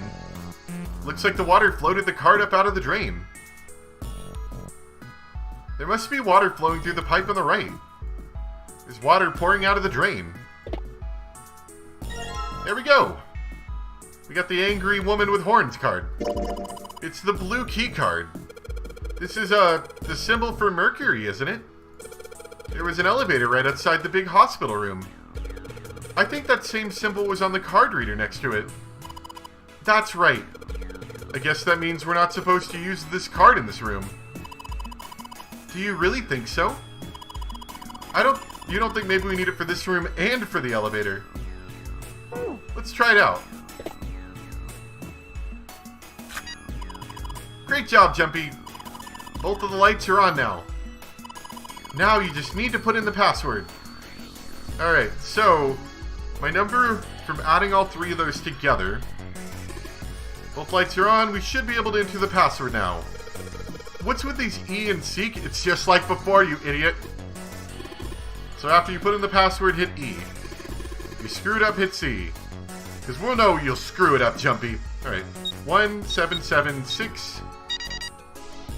There we go. Okay, so yeah, you just add all the numbers.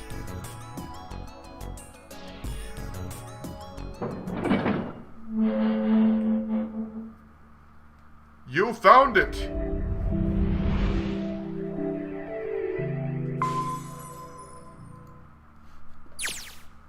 There's a large iron door at the end.